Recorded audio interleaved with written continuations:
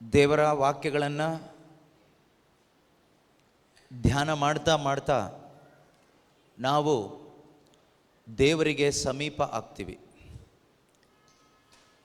ದೇವರ ವಾಕ್ಯ ನಮ್ಮನ್ನು ಯೇಸುವಿನ ಬಳಿಗೆ, ದೇವರ ಬಳಿಗೆ, ದೇವರ ಸಾನ್ನಿಧ್ಯಕ್ಕೆ ಕರ್ಕೊಂಡು ಬರುತ್ತೆ. ಇದು ಪಿಶಾಚಿಗೆ ಗೊತ್ತು. ಆದ್ದರಿಂದನೇ ಸೈತಾನ ಏನು ಮಾಡ್ತಾನೆ ಅಂದರೆ, ದೇವರ ವಾಕ್ಯದ ಬಳಿಗೆ ಬಾರದ ಹಾಗೆ ತಡಿತಾನೆ, ದೇವರ ವಾಕ್ಯವನ್ನು ಆಲಿಸದ ಹಾಗೆ ತಡಿತಾನೆ. ಯಾಕೆ ಸೈತಾನ ದೇವರ ವಾಕ್ಯವನ್ನು ಆಲಿಸದ ಹಾಗೆ ತಡಿತಾನೆ ಅಂದರೆ, ಸೈತಾನನಿಗೆ ಗೊತ್ತು, ಈ ಮನುಷ್ಯ ದೇವರ ವಾಕ್ಯವನ್ನು ಆಲಿಸ್ತಾ ಅವನು ಯೇಸುವಿನ ಬಳಿಗೆ ಬರ್ತಾನೆ, ಸ್ವರ್ಗರಾಜ್ಯದೊಳಗಡೆ ಬರ್ತಾನೆ, ನಿತ್ಯ ಜೀವ ಪಡ್ಕೊಳ್ತಾನೆ ಅಂತ. ಆದ್ದರಿಂದ ಸೈತಾನ ಸಾಧ್ಯವಾಗುವಷ್ಟು ಪ್ರಯತ್ನ ಪಡ್ತಾನೆ, ಯಾರೂ ನಿತ್ಯ ಜೀವ ಪಡ್ಕೋಬಾರ್ದು, ಯಾರೂ ಯೇಸು ಕ್ರಿಸ್ತನ ಬಳಿಗೆ ಹೋಗಬಾರ್ದು. ಬೇಕಾದರೆ ಸಂಡೇ ಕ್ರಿಶ್ಚಿಯನ್ಸ್ ಆಗಿ ಚರ್ಚಿಗೆ ಹೋಗಿ ಬಂದರೆ ಏನು ತೊಂದರೆ ಇಲ್ಲ. ಚರ್ಚಿಗೆ ಹೋಗಿ ಬರೋದ್ರಿಂದ ಸೈತಾನಂಗೆ ಏನೂ ನಷ್ಟ ಇಲ್ಲ. ಕೆಲವ್ರು ಹೇಳ್ತಾರೆ ನೋಡಿ, ನಾವು ಡೈಲಿ ಚರ್ಚಿಗೆ ಹೋಗ್ತೀವಿ, ಭಾನುವಾರ ಮಾತ್ರ ನಾವು ಪೂಜೆ ಮಿಸ್ ಮಾಡದೆ ಚರ್ಚಿಗೆ ಹೋಗ್ತೀವಿ, ನಾವು ಎಲ್ಲ ಹಬ್ಬಕ್ಕೂ ಇರ್ತೀವಿ, ಈಸ್ಟರ್, ಕ್ರಿಸ್ಮಸ್ ಎಲ್ಲ ಹಬ್ಬಕ್ಕೂ ಇರ್ತೀವಿ ಅನ್ನೋ ಕೆಲವರು ಕ್ರೈಸ್ತರಿದ್ದಾರೆ. ಆ ರೀತಿ ಬಂದು ಹೋಗೋದ್ರಿಂದ ಸೈತಾನನಿಗೆ ಏನೂ ನಷ್ಟ ಆಗೋದಿಲ್ಲ. ನಿಮ್ಮ ಆತ್ಮ ಅವನ ಕೈಯಲ್ಲೇ ಇರುತ್ತೆ, ನರಕಕ್ಕೆ ಹೋಗ್ಲಿಕ್ಕೇನು ತೊಂದರೆ ಇಲ್ಲ. ಆದರೆ ಚರ್ಚಿಗೆ ಬಂದು ಹೋಗೋದು ಮುಖ್ಯ ಅಲ್ಲ, ಭಾನುವಾರ ಚರ್ಚಿಗೆ ಬಂದು ಹೋಗೋದು ಮುಖ್ಯ ಅಲ್ಲ, ಹಬ್ಬಗಳಲ್ಲಿ ಬಂದು ಭಾಗವಹಿಸಿ ಹೋಗೋದು ಮುಖ್ಯ ಅಲ್ಲ. ಯೇಸು ಕ್ರಿಸ್ತನ ಬಳಿಗೆ ಬರೋದು ಮುಖ್ಯ, ದೇವರ ಬಳಿಗೆ ಬರೋದು ಮುಖ್ಯ. ಪ್ರತಿಯೊಬ್ಬರು ಕೂಡ ದೇವರ ಬಳಿಗೆ ಬರಬೇಕು ಅನ್ನೋದೇ ದೇವರು ಬಯಸೋದು. ಹಾಗೆ ದೇವರ ಬಳಿಗೆ ನಮ್ಮನ್ನು ಕರ್ಕೊಂಡು ಬರುವಂಥ ಒಂದು ಸಾಧನವಾಗಿದೆ ದೇವರ ವಾಕ್ಯ. ಈ ದೇವರ ವಾಕ್ಯ ಏನು ಮಾಡುತ್ತೆ ಅಂದರೆ, ನಮ್ಮನ್ನು ಲೋಕದಿಂದ ಎಳ್ಕೊಂಡು ದೇವರ ಕಡೆಗೆ ಕನೆಕ್ಟ್ ಮಾಡುತ್ತೆ, ಸ್ವರ್ಗಕ್ಕೆ ಕರ್ಕೊಂಡು ಹೋಗುತ್ತೆ. ನೀವು ಭಾಗ್ಯವಂತರು. ಈ 3 ದಿನಗಳು ನಿಮಗೆ ದೇವರ ವಾಕ್ಯ ಸಿಗ್ತಾ ಇದೆ.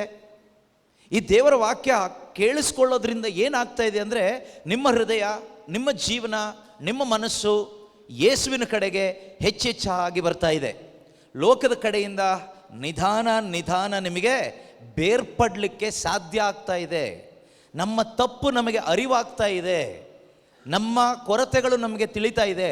ನಮ್ಮ ನಿಜವಾದ ಕೊರತೆ ಏನು, ನಾನು ಎಲ್ಲಿದ್ದೀನಿ, ನಾನು ಎಷ್ಟು ದೂರದಲ್ಲಿದ್ದೀನಿ ದೇವರಿಂದ, ಯೇಸು ಸ್ವಾಮಿಯಿಂದ ಎಷ್ಟು ದೂರದಲ್ಲಿ ನಾನು ಬದುಕ್ತಾ ಇದ್ದೀನಿ, ಇದು ನಮಗೆ ಅರ್ಥ ಆಗ್ತಾ ಇದೆ. ಯಾವಾಗ ವಾಕ್ಯ ಕೇಳಿಸ್ಕೊಳ್ತಾ ನಮ್ಮ ಪರಿಸ್ಥಿತಿಗಳು ನಮಗೆ ಅರ್ಥ ಆಗ್ತಾ ಇದೆ. ಯಾಕೆ ನಮ್ಮ ಜೀವನದಲ್ಲಿ ಇಷ್ಟೊಂದು ದುಃಖ, ಯಾಕೆ ನಮ್ಮ ಜೀವನದಲ್ಲಿ ಇಷ್ಟೊಂದು ನಿರಾಶೆ, ಯಾಕೆ ಇಷ್ಟೊಂದು ಭಯ, ಯಾಕೆ ಇಷ್ಟೊಂದು ಟೆನ್ಷನ್, ಇದು ನಮ್ಗೆ ಅರ್ಥ ಆಗ್ತಾ ಇದೆ. ಯಾಕೆ ಗೊತ್ತಾ? ದೇವರಿಂದ ದೂರ ಇದ್ದೀವಿ. ಅದಕ್ಕೇನೆ ವಾಕ್ಯ ಕೇಳಿಸ್ಕೊಳ್ತಾ ಆ ವಾಕ್ಯ ನಮ್ಮನ್ನು ಎಳ್ಕೊಂಡು ಬರುತ್ತೆ, ಯೇಸು ಸ್ವಾಮಿ ಅಂತ ಹೇಳ್ಕೊಂಡು ಬಂದುಬಿಡುತ್ತೆ. ಆದ್ದರಿಂದ ನೀವು ಸಾಯುವ ತನಕ ವಾಕ್ಯ ಕೇಳಿಸ್ಕೊಳ್ತಾ ಇರಬೇಕು. ಈ 3 ದಿನ ಧ್ಯಾನಕೂಟ ಮುಗಿದ ಮೇಲೆ ಮನೆಗೆ ಹೋಗಿ ಇಷ್ಟ ಬಂದ ಹಾಗೆ ಬದುಕಿದರೆ, ಈ 3 ದಿನ ದೇವರ ವಾಕ್ಯದಿಂದ ನಿಮ್ಮನ್ನು ಅವ್ರ ಹತ್ರ ಎಳ್ಕೊಂಡು ಬರಲಿಕ್ಕೆ ಪ್ರಯತ್ನ ಪಟ್ಟಿದ್ದು ವ್ಯರ್ಥ ಆಗಿ ಹೋಗೋ ಸಾಧ್ಯತೆ ಇದೆ. ನೀವು ಬಿಟ್ಟುಕೊಡಬಾರ್ದು. ಮನೆಗೆ ಹೋದ್ಮೇಲೂ ಕೂಡ ನೀವೇನು ಮಾಡಬೇಕು ಗೊತ್ತಾ? ನಿಮ್ಮ ಸ್ವಂತ ಬೈಬಲ್ ಪುಸ್ತಕವನ್ನು ತೆಗೆದು ಓದಬೇಕು, ಅಥವಾ ಸಾಧ್ಯವಾಗುವಷ್ಟು ದೇವರ ವಾಕ್ಯ ಎಲ್ಲೆಲ್ಲಿ ಸಾರಲ್ಪಡ್ತಾ ಇದೆಯೋ ಕಷ್ಟಪಟ್ಟು ಹೋಗಿ ದೇವರ ವಾಕ್ಯವನ್ನು ಆಲಿಸಬೇಕು. ನೋಡಿ, ಇಲ್ಲಿ ನಮ್ಮ ಜೊತೆಯಲ್ಲಿ ಮಂಗಳೂರಿಂದ ಬಂದಿದ್ದಾರೆ, ಬೆಂಗಳೂರಿಂದ ಬಂದಿದ್ದಾರೆ ಅನೇಕ ಸಹೋದರ ಸಹೋದರಿಯರು. ಯಾಕೆ ಬಂದಿದ್ದಾರೆ ಅಂದರೆ, ಇಲ್ಲಿ ಪ್ರಬೋಧನೆ ಮಾಡಲಿಕ್ಕೋಸ್ಕರ ಬಂದವರಲ್ಲ. ಅವ್ರು ಯಾರು ಮೈಕ್ ಹಿಡ್ಕೊಂಡು ಏನೋ ಮಾಡಲಿಕ್ಕೆ ಬಂದವರಲ್ಲ, ವಾಕ್ಯಕ್ಕಾಗಿ ಬಂದವರು.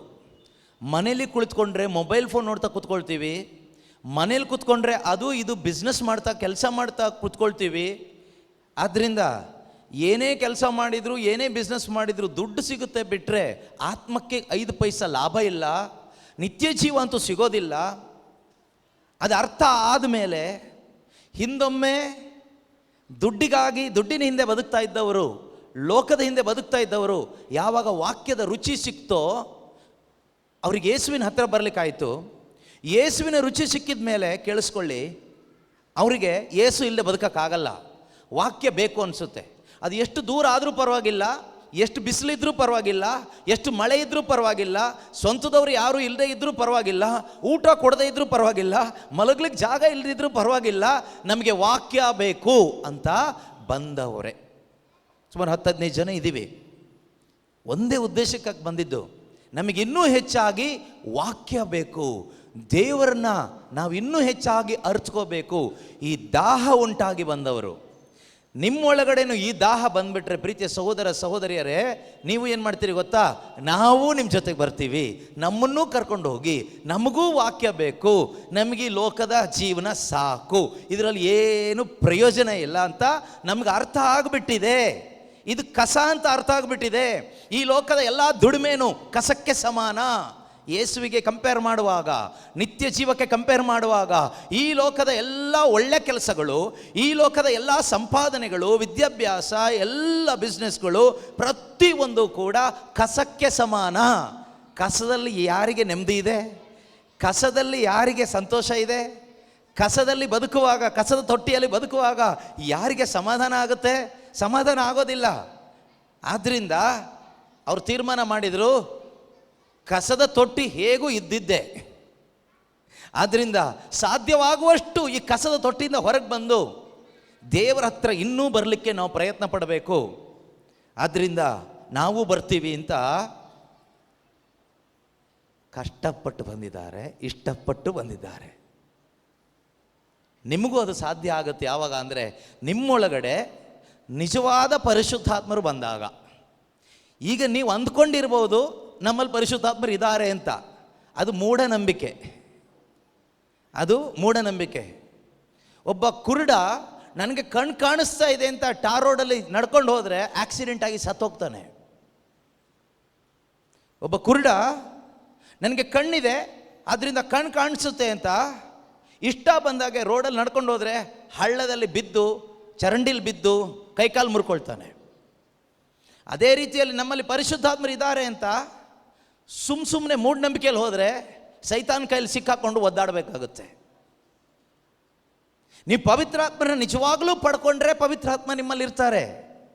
ನೀವು ಪವಿತ್ರಾತ್ಮರನ್ನ ಪಡ್ಕೊಳ್ಳದೆ ಇದ್ದರೆ ಪವಿತ್ರಾತ್ಮ ನಿಮ್ಮಲ್ಲಿ ಇರೋದಿಲ್ಲ. ಯಾರೆಲ್ಲ ಪಡ್ಕೊಂಡಿದ್ದೀರೋ ನಿಮ್ಮಲ್ಲಿ ಇರ್ತಾರೆ, ಯಾರೆಲ್ಲ ಪಡ್ಕೊಂಡಿಲ್ವೋ ನಿಮ್ಮಲ್ಲಿ ಇರೋದಿಲ್ಲ. ಹಾಗಾದರೆ ಪವಿತ್ರಾತ್ಮರನ್ನ ಪಡ್ಕೊಳ್ಳೋದು ಹೇಗೆ ಅಂತ ಬೈಬಲ್ ಹೇಳುತ್ತೆ. ಪವಿತ್ರಾತ್ಮರನ್ನ ಪಡ್ಕೊಳ್ಳಿಕ್ಕಿರುವ ಏಕೈಕ ದಾರಿ, ಫಸ್ಟ್ ಮಾಡಬೇಕಾಗಿರೋದು ಸುವಾರ್ತೆ ಆಲಿಸ್ಬೇಕು.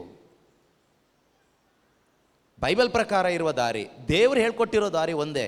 ಮೊದಲು ಸುವಾರ್ತೆ ಆಲಿಸ್ಬೇಕು, ಯೇಸು ಬಗ್ಗೆ ಆಲಿಸ್ಬೇಕು, ಯೇಸು ಯಾರು ಅಂತ ನಮ್ಗೆ ಅರ್ಥ ಆಗಬೇಕು. ಆ ಶುಭ ಸಂದೇಶವನ್ನು ಆಲಿಸಿ ಯೇಸು ಕ್ರಿಸ್ತನಲ್ಲಿ ವಿಶ್ವಾಸ ಇಡುವಾಗ, ಅಂದರೆ ಪಾಪಕ್ಕೆ ವಿಮುಖರಾಗಿ ದೇವರ ಕಡೆಗೆ ತಿರುಗುವಾಗ, ದೇವರು ಮನುಷ್ಯನಿಗೆ ಕೊಡುವ ಗಿಫ್ಟ್ ಪವಿತ್ರಾತ್ಮ. ಆ ರೀತಿ ನಿಮ್ಮಲ್ಲಿ ಯಾರಾದರೂ ಪವಿತ್ರಾತ್ಮರನ್ನ ಪಡ್ಕೊಂಡವರಿದ್ದರೆ ಖಂಡಿತವಾಗಲೂ ನಿಮ್ಮಲ್ಲಿ ಪರಿಶುದ್ಧಾತ್ಮರು ಇದ್ದಾರೆ. ಅದಲ್ಲದೆ ನಾವು ಅಲ್ಲಿ ನೀರಲ್ಲಿ ಮುಳುಗಿದ್ವಿ, ಪವಿತ್ರಾತ್ಮ ಸಿಕ್ಕಿದ್ರು, ನಾವು ಈ ಚರ್ಚಲ್ಲಿ ನೀರು ತಲೆ ಮೇಲೆ ಹಾಕಿದ್ರು, ಪವಿತ್ರಾತ್ಮ ಸಿಕ್ಕಿದ್ರು, ಅಥವಾ ಇನ್ನೆಲ್ಲ ಎಣ್ಣೆ ಹಚ್ಕೊಂಡ್ವಿ, ಪವಿತ್ರಾತ್ಮ ಸಿಕ್ಕಿದ್ರು, ತೀರ್ಥ ಕುಡಿದ್ಬಿಟ್ವಿ, ಪವಿತ್ರಾತ್ಮ ಸಿಕ್ಕಿದ್ರು ಅಂದರೆ ಬೈಬಲ್ ಪ್ರಕಾರ ಆ ರೀತಿ ಎಲ್ಲೂ ಇಲ್ಲ. ಲೋಕದ ಪ್ರಕಾರ ಬೇರೆ ಬೇರೆ ರೀತಿ ಸಿಗುತ್ತೆ ಅಂತೆಲ್ಲ ಜನ ಹೇಳ್ತಾರೆ. ನನಗಂತೂ ನಂಬಿಕೆ ಇಲ್ಲ. ನನಗೆ ಬೈಬಲಲ್ಲಿ ನಂಬಿಕೆ ಇದೆ, ದೇವರ ವಾಕ್ಯದಲ್ಲಿ ನಂಬಿಕೆ ಇದೆ. ಆ ನಂಬಿಕೆಯನ್ನು ನಿಮಗೆ ಪ್ರಚಾರ ಮಾಡ್ತಾ ಇದ್ದೀವಿ ಅಷ್ಟೇ.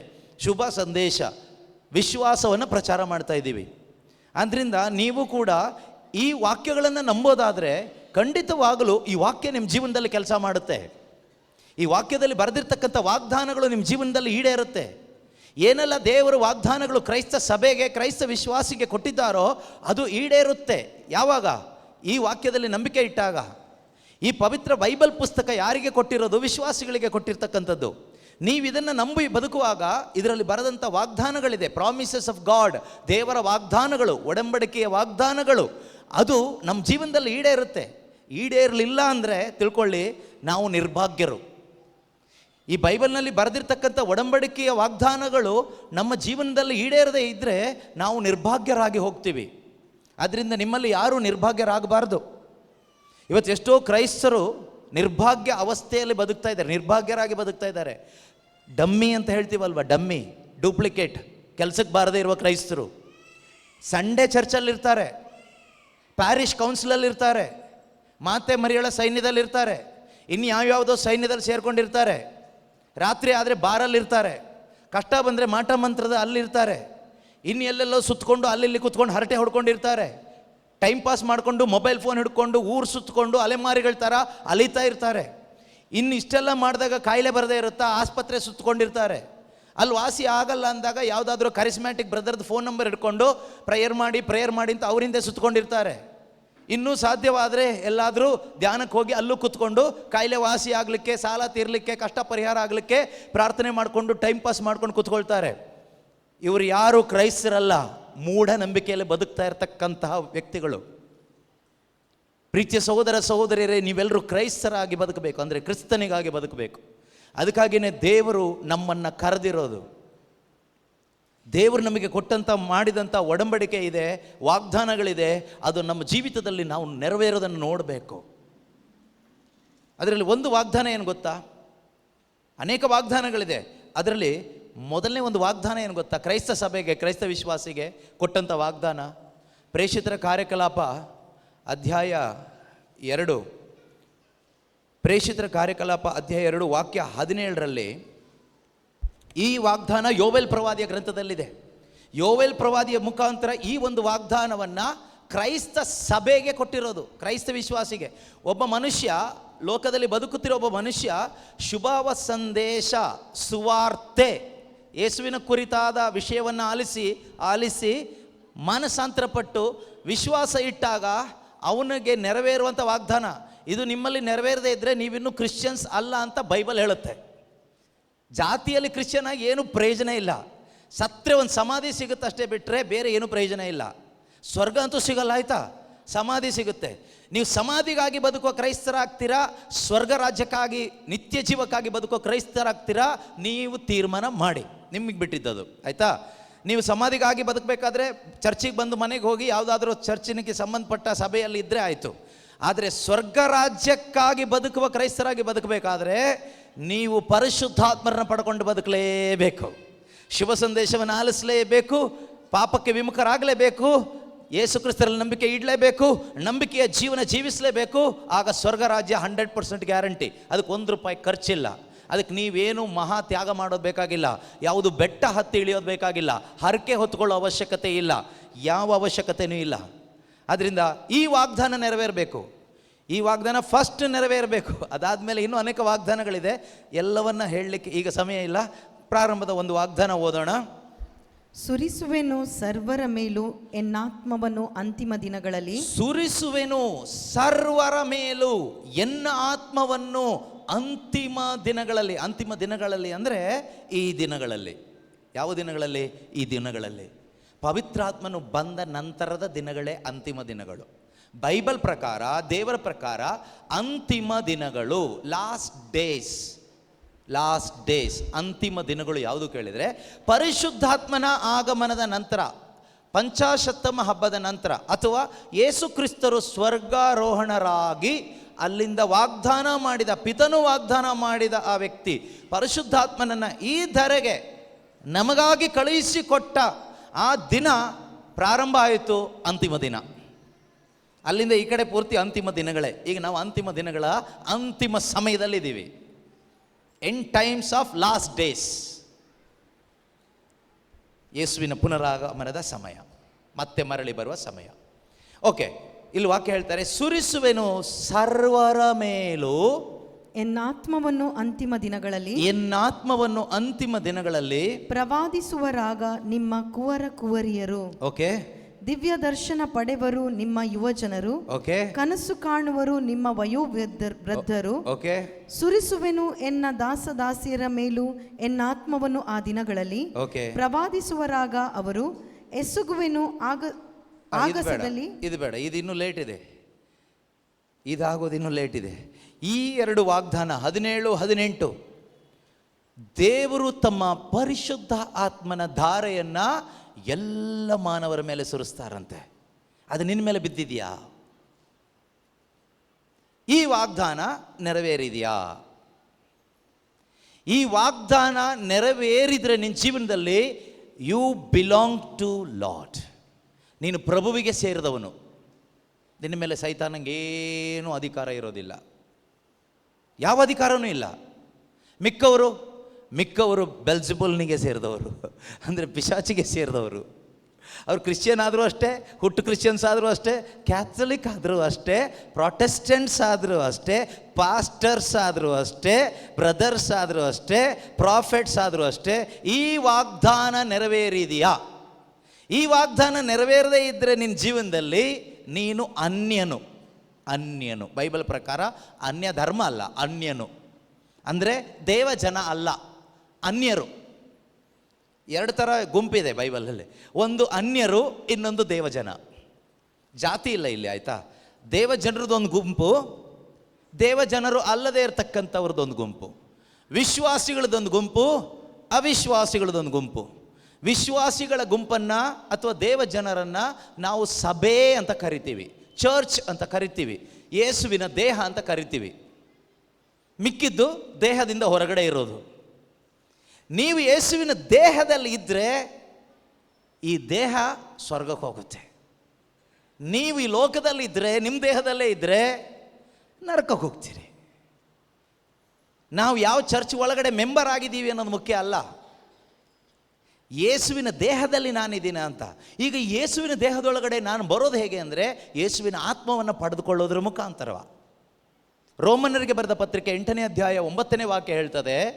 ರೋಮನ್ನರಿಗೆ ಬರೆದ ಪತ್ರಿಕೆ ಅಧ್ಯಾಯ 8 ವಚನ 9, ನಿಮ್ಮಲ್ಲಿ ನಿಜವಾಗಿಯೂ ದೇವರಾತ್ಮರು ನೆಲೆಸಿದ್ದರೆ, ನಿಮ್ಮಲ್ಲಿ ನಿಜವಾಗಿಯೂ ದೇವರ ಆತ್ಮ ನೆಲೆಸಿದ್ದರೆ ನೀವು ಶರೀರ ಸ್ವಭಾವಕ್ಕೆ ಅನುಸಾರವಾಗಿ ಜೀವಿಸದೆ. ಕೇಳಿಸ್ಕೊಳ್ಳಿ, ನಿಮ್ಮಲ್ಲಿ ನಿಜವಾಗ್ದು ಪವಿತ್ರಾತ್ಮರಿದ್ರೆ ನಿಮ್ಮ ಶರೀರ ಏನು ಹೇಳುತ್ತೋ ಹಂಗೆ ಬದುಕಲ್ಲ. ನೀವು ಶರೀರಕ್ಕೆ ವಿರುದ್ಧವಾಗಿ ಬದುಕ್ತೀರಿ. ಮನಸ್ಸು ಏನು ಹೇಳುತ್ತೋ ಮನಸ್ಸಿನ ಇಚ್ಛೆ ಪ್ರಕಾರ ಬದುಕೋದಿಲ್ಲ, ಫ್ರೆಂಡ್ಸ್ ಹೇಳಿದ ಪ್ರಕಾರ ಬದುಕೋದಿಲ್ಲ, ಅಪ್ಪ ಅಮ್ಮನ ಇಚ್ಛೆ ಪ್ರಕಾರ ಬದುಕೋದಿಲ್ಲ, ಅಜ್ಜ ತಾತಂದ್ರ ಇಚ್ಛೆ ಪ್ರಕಾರ ಬದುಕೋದಿಲ್ಲ. ನಿನ್ನ ಒಳಗಡೆ ಇರುವ ಪರಿಶುದ್ಧಾತ್ಮನ ಇಚ್ಛೆ ಪ್ರಕಾರ ಬದುಕ್ತೀಯ. ಅರ್ಥ ಆಗ್ತಾ ಇದೆಯಾ?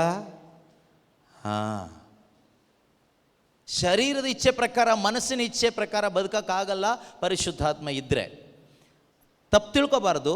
ಪವಿತ್ರಾತ್ಮ ಇದ್ದರೆ ಏನೂ ತಪ್ಪೇ ಮಾಡೋದಿಲ್ಲ ಅಂತ ಅಲ್ಲ ಇಲ್ಲಿ ಹೇಳ್ತಾ ಇರೋದು. ನಮ್ಮ ಜೀವನದ ಉದ್ದೇಶ, ಲಕ್ಷ್ಯ ದೇವರ ಇಚ್ಛೆ ಮಾಡಬೇಕು ಅನ್ನೋದೇ ಇರುತ್ತೆ. ಮನುಷ್ಯನ ಇಚ್ಛೆ ಮಾಡೋದು ನಮಗಿಷ್ಟ ಆಗಲ್ಲ, ಶರೀರದ ಇಚ್ಛೆ ಮಾಡಲಿಕ್ಕೆ ನಮಗಿಷ್ಟ ಆಗೋದಿಲ್ಲ.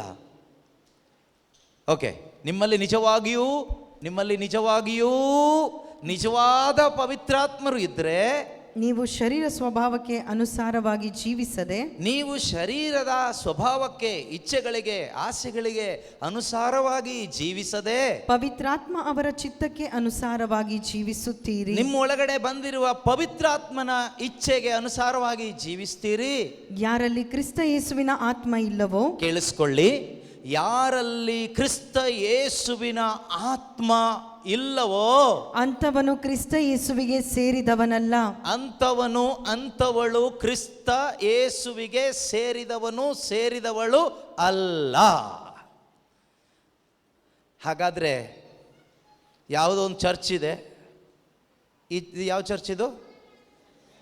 Saint Mary's church. Saint Mary's ಚರ್ಚಿಗೆ ಒಂದು ಮೆಂಬರ್ ಆಗಿ ಸೇರಲಿಕ್ಕೆ ಪವಿತ್ರಾತ್ಮ ಬೇಕಾ ಬೇಡವಾ? ಬೇಕಾ? ಏನು ಬೈಬಲಲ್ಲಿ ಎಲ್ಲಿದೆ ಆ ಥರ?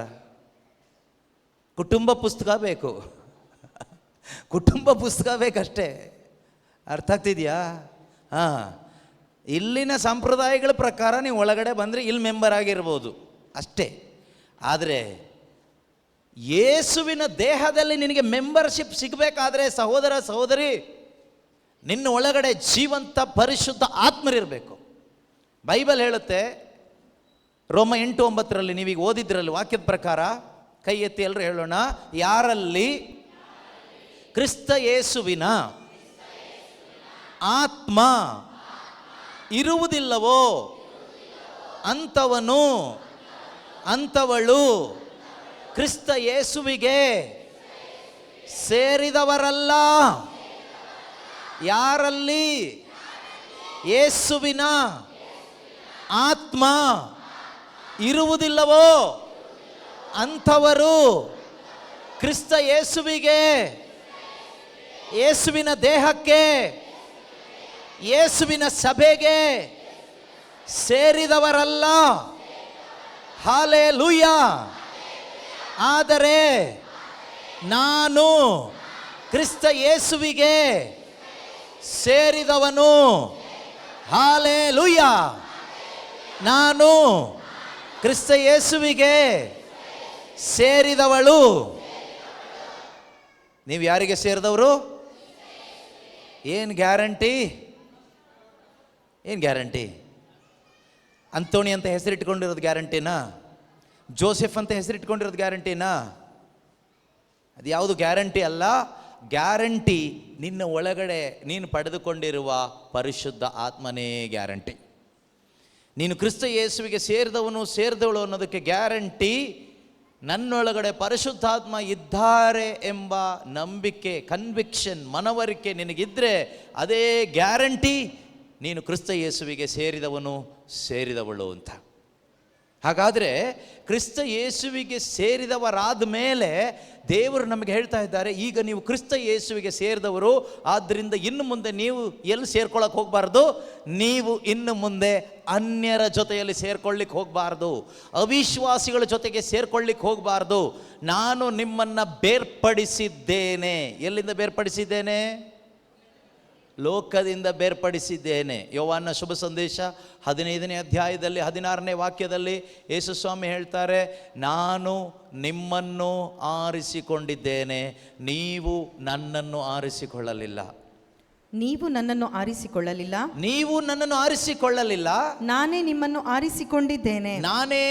ಆರಿಸಿಕೊಂಡಿದ್ದೇನೆ. ನಾವು ಆರಿಸಿಕೊಂಡಿದ್ದು ಯಾವುದು ಗೊತ್ತಾ? ಲೋಕವನ್ನು. ಆದರೆ ದೇವರು ಕರುಣೆ ತೋರಿ ನಮ್ಮನ್ನು ಅವರು ಆರಿಸ್ಕೊಂಡ್ರು. ಹೇಗೆ?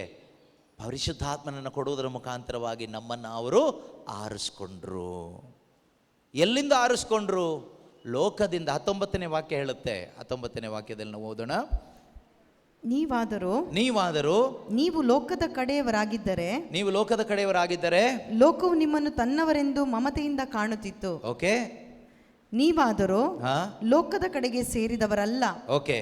ನಾನು ನಿಮ್ಮನ್ನು ಆರಿಸಿಕೊಂಡಿರುವುದರಿಂದ. ಕೇಳಿಸ್ಕೊಳ್ಳಿ, ಯೇಸು ಕ್ರಿಸ್ತನು ನಿಮ್ಮನ್ನು ಆರಿಸಿಕೊಂಡಿರುವುದರಿಂದ ನೀವು ಲೋಕದಿಂದ ಬೇರ್ಪಟ್ಟಿದ್ದೀರಿ. ನೀವು ಎಲ್ಲಿಂದ ಬೇರ್ಪಟ್ಟಿದ್ದೀರಿ? ಇದು ಎಲ್ಲಿರಬೇಕು? ಈ ಆಲೋಚನೆ ನಮ್ಮ ಮೈಂಡಲ್ಲಿ ಇರಬೇಕು, ಇದು ನಮ್ಮ ಹೃದಯದಲ್ಲಿ ಇರಬೇಕು. ಯಾರೋ ಏನೋ ಸಗಣಿ ತಿಂತಾರಂತ ನೀನು ತಿನ್ನೋದಲ್ಲ, ಯಾರೋ ಏನೋ ಮಾಡ್ತಾರಂತ ನೀನು ಮಾಡೋದಲ್ಲ. ಅವರು ಕ್ರಿಶ್ಚಿಯನ್ಸ್ ಅಲ್ವಾ ಅಂತ ನೀವು ಹೇಳ್ಬೋದು, ಅವರು ಕ್ರಿಶ್ಚಿಯನ್ಸ್ ಅಂತ ನೀನು ಹೇಳಬೇಕಷ್ಟೇ. ಅವ್ರು ಇನ್ನೂ ಕ್ರೈಸ್ತರಾಗಿಲ್ಲ, ಅವ್ರ ಒಳಗಡೆ ಇನ್ನು ಜೀವಂತ ದೇವರ ಆತ್ಮ ಅವರು ಸ್ವೀಕಾರ ಮಾಡಿಲ್ಲ. ಶಿಲುಬೆ ನೇತು ಹಾಕೊಂಡು ಬಂದ ತಕ್ಷಣ ಕ್ರಿಶ್ಚಿಯನ್ ಅಂತ ತಿಳ್ಕೊಬೇಡಿ, ಬೈಬಲ್ ಹಿಡ್ಕೊಂಡು ಬಂದ ತಕ್ಷಣ ಕ್ರಿಶ್ಚಿಯನ್ ಅಂತ ತಿಳ್ಕೊಬೇಡಿ, ಯಾವುದೋ ಜಪ್ಸರ ಮಣಿ ಉರುಳಿಸ್ತಾ ಬಂದ ತಕ್ಷಣ ಕ್ರಿಶ್ಚಿಯನ್ ಅಂತ ತಿಳ್ಕೊಬೇಡಿ. ಈ ಬಾಹ್ಯವಾಗಿದ್ದು ಆಡಂಬರ ಎಲ್ಲ ನೋಡ್ಕೊಂಡು, ಡಂಬಾಚಾರ ನೋಡಿಕೊಂಡು ಕ್ರಿಶ್ಚಿಯನ್ ಅಂತ ನೀವು ತಿಳ್ಕೊಬೇಡಿ. ಬೈಬಲ್ ಹೇಳುತ್ತೆ, ಒಂದು ಮರ ಅದರ ಹಣ್ಣಿನಿಂದ ಗುರುತಿಸಲ್ಪಡ್ತದಂತೆ. ಇದು ಮಾವಿನ ಮರ ಅಂತ ಗೊತ್ತಾಗಬೇಕಾದ್ರೆ ಅದರಲ್ಲಿ ಮಾವಿನ ಹಣ್ಣು ಕಾಣಿಸುತ್ತೆ. ಮಾವಿನ ಮರದಲ್ಲಿ ತೆಂಗಿನಕಾಯಿ ಬರಲ್ಲ, ತೆಂಗಿನ ಮರದಲ್ಲಿ ಹಲಸಿನಕಾಯಿ ಬರೋದಿಲ್ಲ.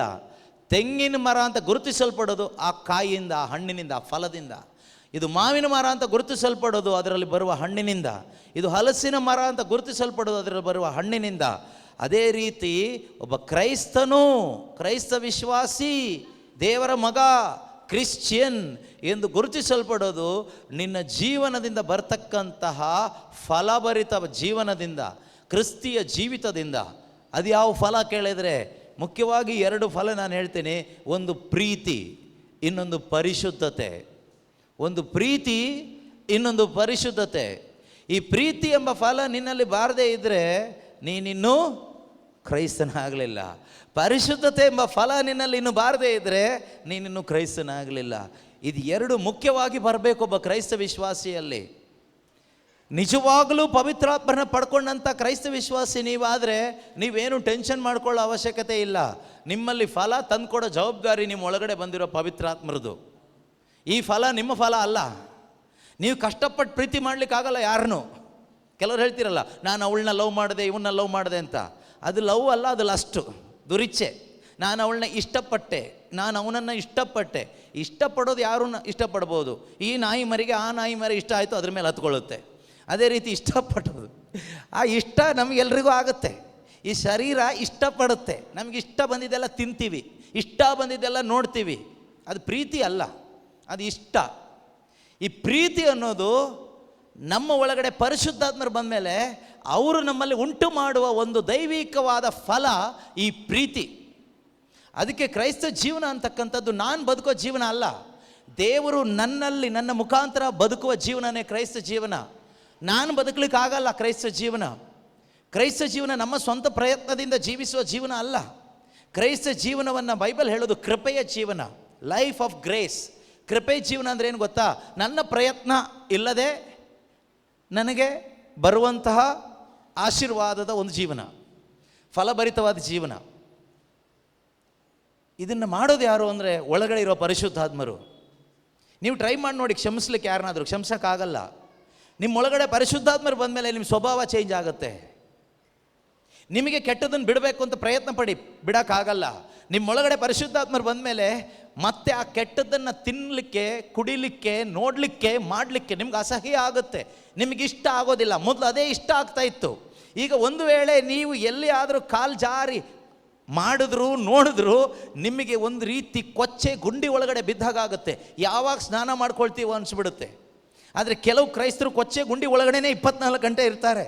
ಕುಡುಕುತನದಲ್ಲೇ ಇರ್ತಾರೆ, ವ್ಯಭಿಚಾರದಲ್ಲೇ ಇರ್ತಾರೆ, ಮೂಢನಂಬಿಕೆಯಲ್ಲೇ ಇರ್ತಾರೆ, ಹರಟೆ ಹೊಡ್ಕೊಂಡೇ ಇರ್ತಾರೆ, ಚಾಡಿ ಹೇಳ್ಕೊಂಡೇ ಇರ್ತಾರೆ, ಕುಟುಂಬ ಒಡ್ಕೊಂಡೇ ಇರ್ತಾರೆ. ಅವ್ರಿಗೇನು ಅನಿಸೋದಿಲ್ಲ, ಅವ್ರಿಗೇನು ಫೀಲ್ ಆಗೋದಿಲ್ಲ. ಇನ್ನು ಕೆಲವರು ಬರೀ ಬೆಳಗ್ಗೆಯಿಂದ ಸಂಜೆ ತನಕ ದುಡ್ಡು ದುಡ್ಡು ದುಡ್ಡು ದುಡಿ ದುಡ್ಡು ದುಡ್ಡು ದುಡ್ಡು ಇದರಲ್ಲೇ ಇರ್ತಾರೆ. ಈ ಕೊಚ್ಚೆ ಗುಂಡಿಯಲ್ಲಿ ಇರ್ಲಿಕ್ಕೆ ಅವ್ರಿಗೇನು ಫೀಲ್ ಆಗೋದಿಲ್ಲ. ಅವ್ರಿಗೆ ತುಂಬ ಕಷ್ಟ. ಚರ್ಚ್ ಒಳಗಡೆ ಒಂದು ಅರ್ಧ ಗಂಟೆ ಕೂತ್ಕೊಂಡು ವಾಕ್ಯ ಕೇಳಿಸ್ಕೊಳ್ಳಿ ಅಂದರೆ ಅವರಿಗೆ ತುಂಬ ಕಷ್ಟ ಆಗುತ್ತೆ ಕೂತ್ಕೊಳ್ಳಿಕ್ಕೆ. ಯಾಕೆಂದರೆ ಒಳಗಡೆ ಆತ್ಮ ಇರೋದು ಬೇರೆ. ಬೆಲ್ಜಬೂಲ್ನ ಆತ್ಮ ಅಂತ ಹೇಳಿದ್ನಲ್ವ, ಅದು ಒಳಗಡೆ ಸೇರ್ಕೊಬಿಟ್ಟಿದೆ. ಯಾವಾಗ ಒಳಗಡೆ ಪರಿಶುದ್ಧಾತ್ಮರು ಇರ್ತಾರೋ ಈ ಹರಟೆ ಹೊಡೆಯೋರ ಮಧ್ಯದಲ್ಲಿ ನಿಮಗಿರೋಕ್ಕಾಗಲ್ಲ. ಸ್ವಲ್ಪ ಹೊತ್ತು ಹಿಂಗೆ ಇರ್ತೀರಿ, ಆಮೇಲೆ ಬೇಗ ಹೋದ್ರೆ ಸಾಕು ಅನಿಸುತ್ತೆ. ಹೇಗಾದ್ರೂ ಇಲ್ಲಿಂದ ಜಾಗ ಖಾಲಿ ಮಾಡೋಣ ಅನಿಸುತ್ತೆ. ಪ್ರೀತಿಯ ಸಹೋದರ ಸಹೋದರಿಯರೇ, ಈ ಪರಿಶುದ್ಧಾತ್ಮರನ್ನು ಪಡ್ಕೊಳ್ಳದೆ ಪರಿಶುದ್ಧ ಜೀವನ ಇಲ್ಲ. ನಾನು ನಿಮಗೆ ನೀವು ಪರಿಶುದ್ಧರಾಗಿ ಅಂದರೆ ನೀವು ಪರಿಶುದ್ಧರಾಗಲ್ಲ, ನಾನು ಪರಿಶುದ್ಧನಾಗಲ್ಲ. ಈ ಪರಿಶುದ್ಧ ಜೀವನ ಅಂದರೆ ಏನು ಗೊತ್ತಾ? ಬೇರ್ಪಟ್ಟು ಬದುಕುವ ಜೀವನ, ಎ ಸೆಪರೇಟೆಡ್ ಲೈಫ್. ದೇವರು ಇಸ್ರಾಯೇಲ್ ಜನರನ್ನು ಈಜಿಪ್ಟ್ ದೇಶದ ಗುಲಾಮತನದಿಂದ ಬಿಡುಗಡೆ ಮಾಡಿ ಕರ್ಕೊಂಡು ಬಂದಿದ್ದು ಬೈಬಲ್ನಲ್ಲಿ ನಾವು ಓದ್ತೀವಿ. ಇದೆಯಾ? ಇದೆಲ್ಲ ಸುಮ್ಮನೆ ಕತೆ ಥರ ಬರೆದಿಟ್ಟಿದ್ದಲ್ಲ. ಇದು ಕತೆ ಆದರೂ ಕೂಡ ಇದು ನೈಜ ಕತೆ, ಕ್ರಿಯೇಟ್ ಮಾಡಿದ ಕತೆ ಅಲ್ಲ, ಕಾಲ್ಪನಿಕ ಕತೆ ಅಲ್ಲ, ನಡೆದ ಕತೆ, ರಿಯಲ್ ಸ್ಟೋರಿ. ಯಾಕೆ ಈ ನೈಜ ಕಥೆಗಳನ್ನು ಪವಿತ್ರ ಆತ್ಮರು ಈ ಪವಿತ್ರ ಬೈಬಲ್ ಪುಸ್ತಕದಲ್ಲಿ ಬರೆದಿಟ್ಟಿದ್ದಾರೆ ಅಂದರೆ ನನಗೋಸ್ಕರ, ನಿಮಗೋಸ್ಕರ, ಈ ಪ್ರಪಂಚದಲ್ಲಿರ್ತಕ್ಕಂಥ ಪ್ರತಿಯೊಬ್ಬ ಮನುಷ್ಯನ ರಕ್ಷಣೆಗೋಸ್ಕರ, ನಿತ್ಯತೆಗೋಸ್ಕರ ಇದನ್ನು ಬರೆದಿಟ್ಟಿದ್ದಾರೆ. ನಮ್ಮ ಜೀವನ ಯಾಕೆ ಅಂತ ನಮ್ಗೆ ಅರ್ಥ ಆಗಬೇಕಾದ್ರೆ ನಮಗೆ ಈ ಕಥೆಗಳು ಚೆನ್ನಾಗಿ ಅರ್ಥ ಆಗಬೇಕು, ಚೆನ್ನಾಗಿ ಮನದಟ್ಟಾಗಬೇಕು. ಯಾವ ಕತೆ? ಇಸ್ರಾಯೇಲ್ ಜನರ ಕತೆ. ಇದು ಸುಮ್ಮನೆ ಒಂದು ಕತೆ ಅಲ್ಲ, ಆ ಕತೆಗೆ ತುಂಬ ಮಹತ್ವ ಇದೆ, ತುಂಬ ಅರ್ಥ ಇದೆ.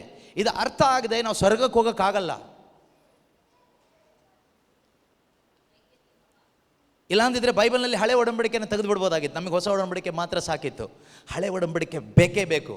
ಯಾಕೆ ಅಂದರೆ ಅದರಲ್ಲಿ ಅರ್ಥ ಆದ್ರೇ ಹೊಸ ಒಡಂಬಡಿಕೆಯ ನಿಜವಾದ ಕ್ರೈಸ್ತರಾಗಿ ಆ ಸ್ವರ್ಗ ಸಾಮ್ರಾಜ್ಯಕ್ಕಾಗಿ ನಮಗೆ ಭೂಮಿ ಮೇಲೆ ಬದುಕಲಿಕ್ಕಾಗುತ್ತೆ. ಇಲ್ಲಾಂದರೆ ಹೋಗ್ತೀವಿ ಹಾಳಾಗಿ. ಯಾರು ಹಾಳಾಗಬಾರ್ದು, ನಾಶ ಆಗಬಾರ್ದು ಅನ್ನೋದೇ ದೇವರ ಇಚ್ಛೆ. ವಿಮೋಚನಾಕಾಂಡ ಪುಸ್ತಕ ಅಧ್ಯಾಯ 19, ಎಕ್ಸಡಸ್ ವಿಮೋಚನಾಕಾಂಡ ಪುಸ್ತಕ ಅಧ್ಯಾಯ 19ರಲ್ಲಿ ಯಾಕೆ ಈ ಇಸ್ರಾಯೇಲ್ ಜನರನ್ನು ದೇವರು ಈಜಿಪ್ಟ್ ದೇಶದ ಗುಲಾಮತನದಿಂದ ಹೊರಗಡೆಗೆ ಕರ್ಕೊಂಡು ಬಂದರು ಅಂತ ಇದೆ.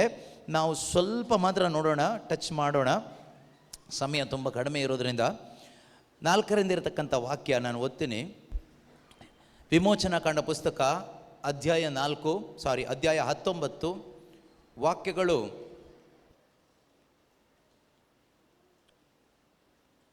ಎಷ್ಟನೇ ವಾಕ್ಯ ಇದು? 3ನೇ ವಾಕ್ಯದಿಂದ 3ನೇ ವಾಕ್ಯದಿಂದ. ಸರ್ವೇಶ್ವರ ಸ್ವಾಮಿ ಬೆಟ್ಟದ ಮೇಲಿಂದ ಕೂಗಿ ಅವನಿಗೆ, ನೀನು ಯಾಕೋಬನ ಮನೆತನದವರಾದ ಇಸ್ರಾಯೇಲರಿಗೆ ಈ ಮಾತುಗಳನ್ನು ಹೇಳು. ಮೋಶೆಗೆ ದೇವರು ಹೇಳ್ತಾ ಇದ್ದಾರೆ, ಇಸ್ರಾಯೇಲ್ ಜನರಿಗೆ ನೀನು ಈ ಮಾತನ್ನು ಹೇಳು. ಏನು? ನಾನು, ಕೇಳಿಸ್ಕೊಳ್ಳಿ, ಇಂಪಾರ್ಟೆಂಟ್ ವಾಕ್ಯ, ನಾನು ಈಜಿಪ್ಟಿನವರಿಗೆ ಏನು ಮಾಡಿದೆನೆಂದು ನೀವು ನೋಡಿದ್ದೀರಿ. ಹದ್ದು ತನ್ನ ಮರಿಗಳನ್ನು ರೆಕ್ಕೆಗಳ ಮೇಲೆ ಹೊತ್ತುಕೊಳ್ಳುವಂತೆ ನಾನು ನಿಮ್ಮನ್ನು ಹೊತ್ತು ಈ ನನ್ನ ಸ್ಥಳಕ್ಕೆ ಸೇರಿಸಿದ್ದೇನೆ. ಈ ನನ್ನ ಸ್ಥಳಕ್ಕೆ ಅಂದರೆ ನನ್ನ ಜೊತೆಯಲ್ಲಿ ಇರಿಸ್ಕೊಳ್ಳಿಕ್ಕೆ ನಾನು ನಿಮ್ಮನ್ನು ಈಜಿಪ್ಟಿನ ಗುಲಾಮತನದಿಂದ ಬಿಡಿಸ್ಕೊಂಡು ಬಂದಿದ್ದು ನನ್ನ ಜೊತೆ ಇರಲಿಕ್ಕೆ. ನನ್ನ ಸ್ಥಳ ಅಂದರೆ ನನ್ನ ಜೊತೆ ಇರಲಿಕ್ಕೆ ಅಂತ. ಟು ಮೈ ಸೆಲ್ಫ್ ಅಂತ ಇದೆ ಇಂಗ್ಲೀಷಲ್ಲಿ. ನನಗೋಸ್ಕರ ನನ್ನ ಜೊತೆಯಲ್ಲಿರಲಿಕ್ಕೆ ಈಜಿಪ್ಟಿನ ಗುಲಾಮತನದಿಂದ ನಾನು ಇಸ್ರಾಯೇಲ್ ಜನರನ್ನು ಬಿಡಿಸಿಕೊಂಡು ಬಂದಿದ್ದೇನೆ ಎಂದು ಅವರಿಗೆ ಹೇಳು. ಕ್ರೈಸ್ತ ಸಭೆಗೆ ಇದರಿಂದ ಸಂದೇಶ ಏನು ಅಂದರೆ, ಯೇಸು ಸ್ವಾಮಿ ಹೇಳ್ತಾರೆ, ಶುಭ ಸಂದೇಶವನ್ನು ಸಾರು, ಹೇಳು ಈ ಜನರಿಗೆ. ಏನಂತ ಹೇಳು? ಯೇಸು ಕ್ರಿಸ್ತನಲ್ಲಿ ವಿಶ್ವಾಸ ಇಟ್ಟು ಸ್ನಾನ ದೀಕ್ಷೆ ಪಡೆದುಕೊಂಡ ಈ ಜನರಿಗೆ ಹೇಳು. ಏನೆಂದು ಹೇಳಬೇಕು? ಇದೇ ಹೇಳಬೇಕು, ನಾನು ನಿನಗೆ ಶುಭ ಸಂದೇಶವನ್ನು ಕೊಟ್ಟು, ಶುಭ ಸಂದೇಶದ ಮುಖಾಂತರ ವಿಶ್ವಾಸವನ್ನು ಕೊಟ್ಟು, ನಿನ್ನನ್ನು ನಾನು ಯಾಕೆ ನಿನ್ನ ಸಕಲ ಅಪರಾಧಗಳನ್ನು ಕ್ಷಮಿಸಿ, ನಿನ್ನ ಎಲ್ಲ ಪಾಪಗಳನ್ನು ನಾನು ಕ್ಷಮಿಸಿ ತೊಳೆದು ಹಾಕಿ, ನಿನ್ನನ್ನು ಪವಿತ್ರೀಕರಿಸಿ ಪ್ರತ್ಯೇಕಿಸಿ ಪರಿಶುದ್ಧಾತ್ಮನನ್ನು ಕೊಟ್ಟು ಯಾಕೆ ನಿನ್ನನ್ನು ಈ ಕಡೆ ಕರ್ಕೊಂಡು ಬಂದೆ ಸ್ನಾನ ದೀಕ್ಷೆ ಮುಖಾಂತರ ಅಂದರೆ ನನಗೋಸ್ಕರ. ಯಾರಿಗೋಸ್ಕರ? ನಾನು ಅಂದರೆ ಯಾರು? ಯೇಸು ಕ್ರಿಸ್ತನಿಗೋಸ್ಕರ. ಯಾರಿಗೋಸ್ಕರ? ಯಾರಿಗೋಸ್ಕರ? ಆ ಕಡೆ ಯಾರಿದ್ದಾರೆ? ಕೆಂಪು ಸಮುದ್ರದ ಆ ಕಡೆ ಯಾವ ದೇಶ ಇದೆ? ಈಜಿಪ್ಟ್ ದೇಶ ಇದೆ. ಈ ಕಡೆ ಕಾನಾನ್ ದೇಶಕ್ಕೆ ಹೋಗ್ಬೇಕೀಗ. ದೇವರ ಜೊತೆಯಲ್ಲಿ ಇರಲಿಕ್ಕೆ ಕರ್ಕೊಂಡು ಬಂದಿದ್ದು. ಪಿಶಾಚಿ ಜೊತೆಯಲ್ಲಿ ಇರ್ಲಿಕ್ಕಲ್ಲ, ಫ್ರೆಂಡ್ಸ್ ಜೊತೆಯಲ್ಲಿ ಇರ್ಲಿಕ್ಕಲ್ಲ, ಯಾರ್ಯಾರ್ದು ಇಚ್ಛೆ ಪ್ರಕಾರ ಬದುಕಲಿಕ್ಕಲ್ಲ, ಯೇಸು ಜೊತೆಯಲ್ಲಿ ಇರಲಿಕ್ಕೆ. ಯಾರ ಜೊತೆಯಲ್ಲಿ ಇರಲಿಕ್ಕೆ? ಯಾರ ಜೊತೆಯಲ್ಲಿ ಇರಲಿಕ್ಕೆ? ಯಾರ ಜೊತೆ? ಯಾರ ಜೊತೆ? ನೀನೊಬ್ಬ ನಿಜವಾದ ಕ್ರಿಶ್ಚಿಯನ್ ಆದರೆ, ನಿಜವಾದ ವಿಶ್ವಾಸಿ ಆದರೆ, ನಿಜವಾಗಲೂ ದೇವರನ್ನ ಪ್ರೀತಿಸುವಂಥ ಒಂದು ಹೃದಯ ನಿನಗಿದ್ದರೆ, ನೀನು ಯೇಸು ಜೊತೆಗೆ ಇರ್ಲಿಕ್ಕೆ ಆಸೆ ಪಡ್ತೀಯ. ನೀನು ಯೇಸು ಜೊತೆಗೇ ಇರ್ಲಿಕ್ಕೆ ಇಷ್ಟಪಡ್ತೀಯ. ಯಾರು ಇಲ್ಲದೆ ಇದ್ದರು, ಯಾರು ಬಿಟ್ಟು ಹೋದರು, ಯಾರು ದೂರ ತಳ್ಳಿದ್ರು ಪರವಾಗಿಲ್ಲ, ನಾನು ಯೇಸು ಜೊತೆಗಿರೋದೇ ಮುಖ್ಯ ಅಂತ ನೀವು ಯೇಸು ಜೊತೆಗಿರ್ತೀರಿ. ಮನುಷ್ಯರು ಬೇಜಾರು ಮಾಡಿಕೊಂಡ್ರೂ ಪರವಾಗಿಲ್ಲ, ಮನುಷ್ಯರು ದೂರ ತಳ್ಳಿದ್ರೂ ಪರವಾಗಿಲ್ಲ, ಮನುಷ್ಯರೆಲ್ಲರೂ ಅವಮಾನ ಮಾಡಿದರೂ ಪರವಾಗಿಲ್ಲ, ನನಗೆ ಈ ಮನುಷ್ಯರನ್ನ ಮೆಚ್ಚೋದು ಮುಖ್ಯ ಅಲ್ಲ, ನನಗೆ ಯೇಸು ಜೊತೆಯಲ್ಲಿ ಇರೋದು ಮುಖ್ಯ ಅಂತ ನೀವು ಗಟ್ಟಿಯಾಗಿ ನಿಂತ್ಕೊಳ್ತೀರಿ. ಲೋಕದಿಂದ ನಿಮ್ಮನ್ನು ಬೇರ್ಪಡಿಸಿದ್ದಾರೆ, ಪಾಪದಿಂದ ನಿಮ್ಮನ್ನು ಬೇರ್ಪಡಿಸಿದ್ದಾರೆ, ಪರಿಶುದ್ಧಾತ್ಮನನ್ನು ಕೊಟ್ಟು ದೇವರು ಬೇರ್ಪಡಿಸಿದ್ದಾರೆ ವಿಶ್ವಾಸಿಗಳನ್ನು. ಒಂದು ದೊಡ್ಡ ಸೌಭಾಗ್ಯದ ಜೀವನ. ಅದಾದಮೇಲೆ ನೆಕ್ಸ್ಟ್ ವಾಕ್ಯ, ಹೀಗಿರಲು ನೀವು ನನ್ನ ಮಾತನ್ನು ಶ್ರದ್ಧೆಯಿಂದ ಕೇಳಿ ನಾನು ನೀಡುವ ನಿಬಂಧನೆಗಳನ್ನು ಅನುಸರಿಸಿ ನಡೆದರೆ ಸಮಸ್ತ ಭೂಮಿ ನನ್ನದಾಗಿದ್ದರೂ ನೀವು ಎಲ್ಲ ಜನಾಂಗಗಳಲ್ಲೂ ನನಗೆ ಸ್ವಕೀಯ ಜನರಾಗುವಿರಿ.